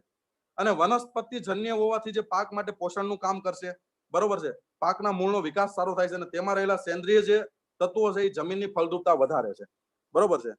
હવે આપણે વાત કરીશું જે આ બધી જે પ્રોડક્ટ હતી, બરોબર. નેક્સ્ટ તમને વાત કરું. નેક્સ્ટ આપણે વાત કરીએ તો તમને એવું થાય કે ભાઈ ચલો હું ટીમેક્સની ઓર્ગેનિક પ્રોડક્ટ કેમ વાપરું? તો મેં પહેલા કીધું કે આજના ટાઈમની અંદર સર્ટિફાઈડ પ્રોડક્ટ વાપરવી બહુ જરૂરી છે. તો ટીમેક્સની જે પ્રોડક્ટ છે એનઓસીએ દ્વારા સર્ટિફાઈડ છે, બરોબર છે. હવે એનઓસીએ દ્વારા સર્ટિફાઈડ છે, બરોબર છે, તો તમને આંતરરાષ્ટ્રીય માન્યતા પ્રાપ્ત જે પ્રોડક્ટ આપણે શકીએ, બહુ સારી રીતે કામ કરે છે. આઈસીસીઓએ છે અને જેવી પ્રતિષ્ઠિત રાષ્ટ્રીય અને આંતરરાષ્ટ્રીય સંગઠનોના સભ્ય તરીકે એનઓસીએ કામ કરેલું છે. હવે તમને આ બધાના ફૂલ ફોર્મ આપું ને, તો જે આપણે આઈએફઓએમ કહેવાય ને એ શું છે? જે international federation of organic agriculture movement છે, જે જર્મનીની ના બોનની અંદર આવેલું છે, બરોબર. પછી ઈઓસીસી છે, એ શું છે? ઈઓસીસી જે યુરોપિયન સર્ટિફાયર કાઉન્સિલ છે, જે યુરોપ બેલ્જિયમ ની અંદર આવેલું છે. પછી OFAI શું છે? તો organic farming association of India, બરોબર છે, એ OFAI છે.